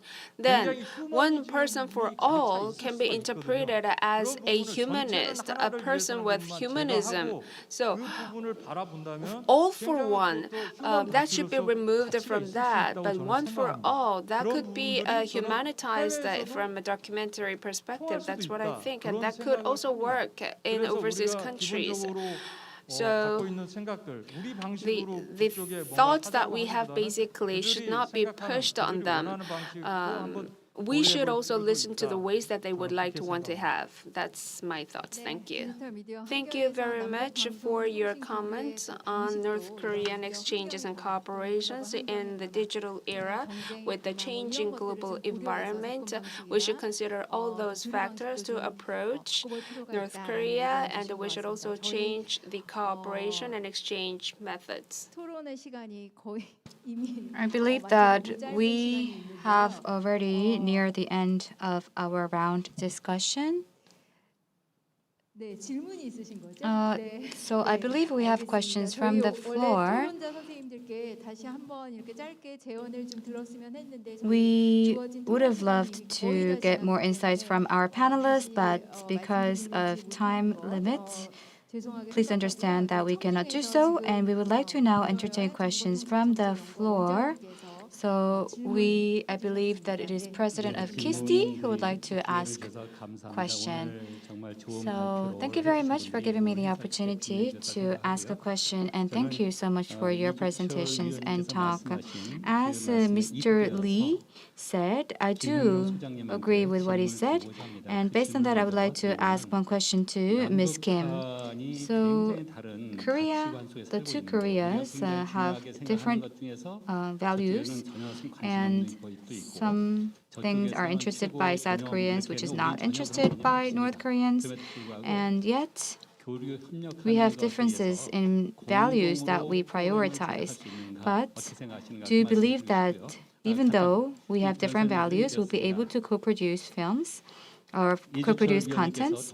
And Mr. Lee Ju-chul mentioned about I do agree with what Mr. Lee said, but we are also focused on digital era, and in digital era, we are not just talking about changes in machines and equipments, but our culture and our values also evolve in the digital era. So in that sense, there were films like Minari or the Squid Game, so on Netflix. So all of these contents are very much beloved by the world, but they are not actually produced or made by the latest technologies in the world. And there was a film in Korea called Mogadishu. It's a Korean film, and Ms. Kang's father. So Ms. Kang's father is actually has inspired one of the characters, the ambassador in the film. So actually, if you look at the film, actually you can see that there is actually a meeting between the South Korean and the North Korean ambassador, and the ambience is very different from the past, and yet there is a gap that we sense there. So and tension that we sense there. So I believe that we have to, of course, welcome a lot of North Korean experts to Korea, but we also have to think about what kind of programs that we can co-produce between the two Koreas so that we can actually be on the same page or have some sort of a consensus. And in that process, what kind of approach can we adopt? Thank you. The exchange and cooperations of broadcasting and communications in the digital era, what he has asked is almost a concluding remarks. So please be concise. Well, it might be about some items that I would like to insert into the programs. For instance, Pororo, well, it is said to be produced jointly by North and South Korea, but North Korean illustrators would consider that it is a weird caricature. There are senses that we can't explain in writing, as you just mentioned that liberalism is the worst evil for North Korean people because that kind of basic value is not empathized by North Korean people. But if I recall my experiences, when we talk about a mother, family, and when you try to entangle the story of the march of hardship in North Korea, when we went to the zoo and there was a mother animal who made a hardship, an effort to feed their siblings and babies, and the hardship or the efforts made by women workers, and that kind of stories worked out in North Korea well.